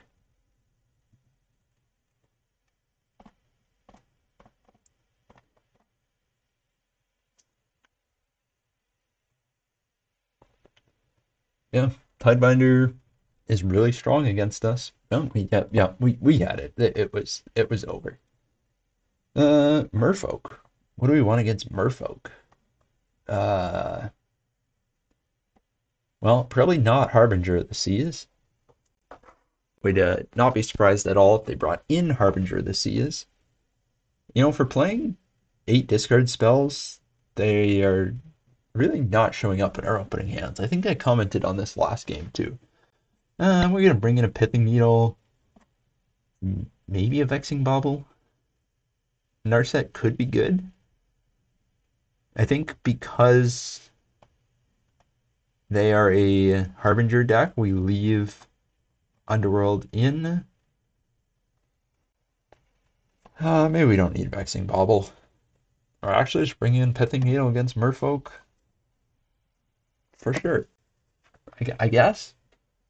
I wonder if Spellskite's worth it. I don't know. Well, we got double hand disruption from the lock. Plus the lock, sorry. Looks like a keep to me. Cavern. Hopefully our opponent kept more than one land here. Although not impossible that they didn't. If we draw Prismatic... Oh. Yeah, I was going to say if we draw a Prismatic Ending, we're just going to remove it. Then we drew a Portable Hole, and so I think I'm just going to remove it.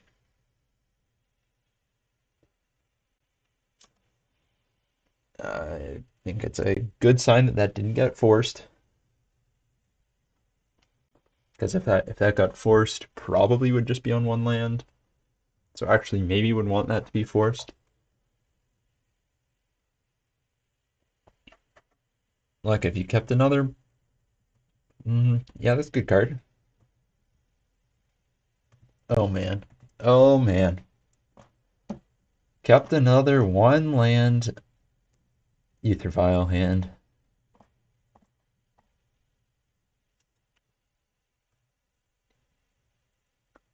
Sure would be a shame if you never drew another land. And I think we're just playing the same game again, actually, because Lord of Atlantis was the same card on top.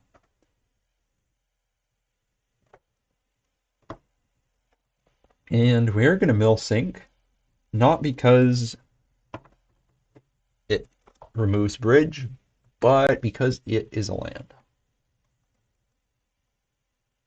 We are also going to deal like, ooh, Pithing Needle of their own, eh? That is rather unfortunate. Yeah, you got it. Codex Shredder, right?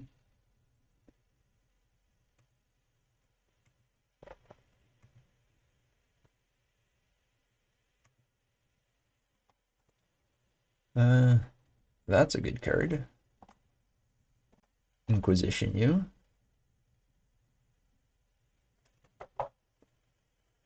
Counterspell, counterspell, Tidebinder. Take a counterspell.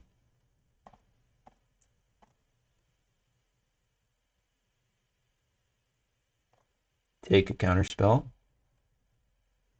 Oh, he can't even cast the counterspells. Should have been looking for 1-drops. Well, now the question becomes, do we find a Pyxis of Pandemonium or a way of removing Pithing Needle before he finds a second land? The answer is maybe. I think we do this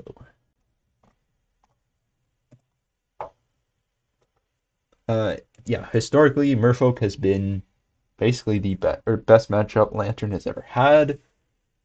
Like when Lantern was first created, it was far and away the easiest matchup.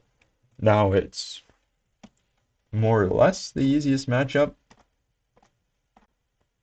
I wouldn't say it's impossible. Like Merfolk has gotten a lot more tools to fight against Lantern than it had in the past.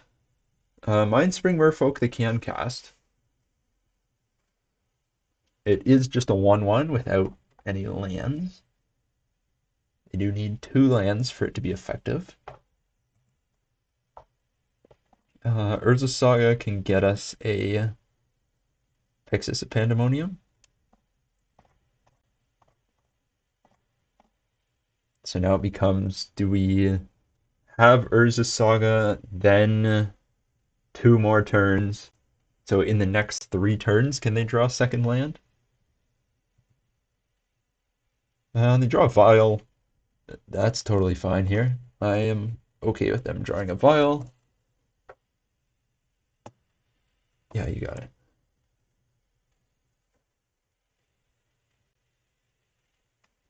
Well, got all dark.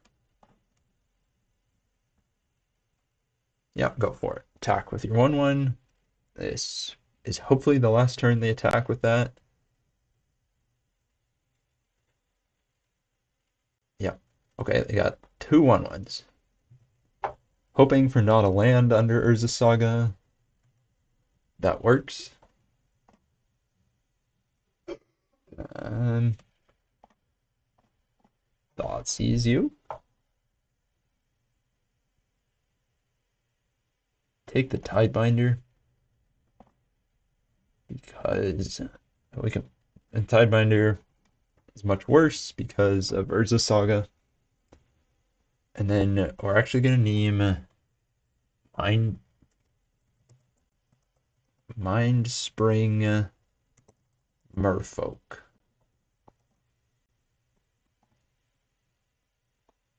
And then we're gonna chill until Urza Saga comes off.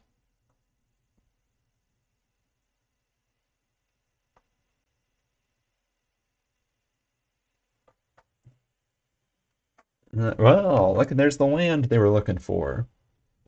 Okay, so we untap, get Urza Saga Chapter 2. They untap, get Island. We untap, get Pixis of Pandemonium before they get Island. Are we going to mill the Island? I don't know specifically, actually.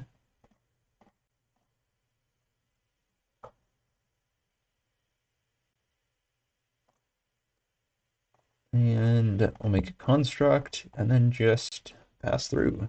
And we will use the Pixis of Pandemonium to try to find Prismatic Ending or Portable Hole to get rid of the Codex Shredder, which is why it is kind of nice that they don't have any hand disruption in hand or any counter magic. And enjoy your Lord of Atlantises. You dead.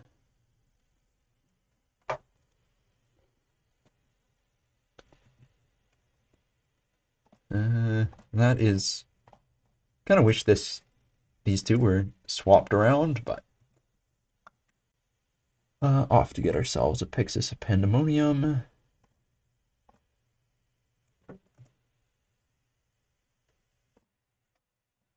And from here, we basically just lock them out. We're not, with Pixis, we can't even like aggressively mill ourselves. I think we just have to chill for a good little while here. Well, so he cast Portable Hole here. He could have sacked his whole board to stop it, but I think it's pretty GG here. We'll see if he's willing to concede. We get the Prismatic Ending for for the Tide Shaper on board that's locking down this saga. We are basically super conservative at this point. Like I didn't mill anything if I didn't have to. Um,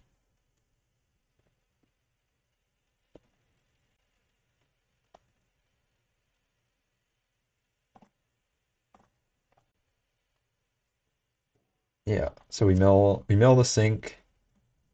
Uh, at this point, yeah, we I mean the prismatic ending unlocking is the same as getting rid of a Tidebinder. Um, I think yeah, I think it's fair to say we have it locked up here. So I'm just gonna go ahead and concede to our opponent. They never responded about prizing, but let's how do I turn to game? Submit deck concede. How do I go? Yeah, so we're just gonna concede here. Don't really want to play a third game against Merfolk. So officially we went 0 and 5. Unofficially, I'm gonna call it a 2-3. Um, like we talked about, kind of after the game four, round one against Ad Nauseam. I think we win like that second game. I think we win it 95 times out of 100. Like the fact that we legitimately lost to Thassa's Oracle beating down is, I mean, it does not happen very often. Game two, managed the clock poorly and then didn't see the prismatic ending on Necrodominance soon enough. So that was kind of my error. Definitely, I mean, would have been a win with an extra 2 minutes. So in terms of evaluating the deck, I think it counted as a win. This game, the opportunity was there to win. I think I win game one if I have that Pithing Needle on Boseiju. So the opportunity was there. I didn't see it. Lantern is definitely going to punish you for mistakes like that. This was the only round that we actually got totally smoked. Um, yeah, this deck we lose a lot to. We lost, and then we shows up as a loss, but we smoked Merfolk. Let's talk about the deck a bit more specifically. Well, I think overall the deck, I was pretty happy with the main deck. There wasn't a lot, like maybe a main deck Torpor Orb would be the only thing, but I didn't really feel like I was missing it that much. The sideboard, we never played against Quantum Riddler, which is the main card in our sets there for Harbinger. We did play against the Eldrazi deck, but it was an Eldrazi variant that I think we're pretty cold to begin with. Jailer was good when we needed it. Torpor Orb kind of did its thing. Like all these cards, they're going to come in. Um, do have a sideboard guide available for this deck, so I think I liked it. Overall, I like the deck. I like Whir of Invention. You just really need to play tightly, and you really need to not get janked out by Thassa's Oracle. I think that's really what it comes down to. So thanks for watching. If you're still watching, appreciate you a ton, and I'll see you guys in the next one.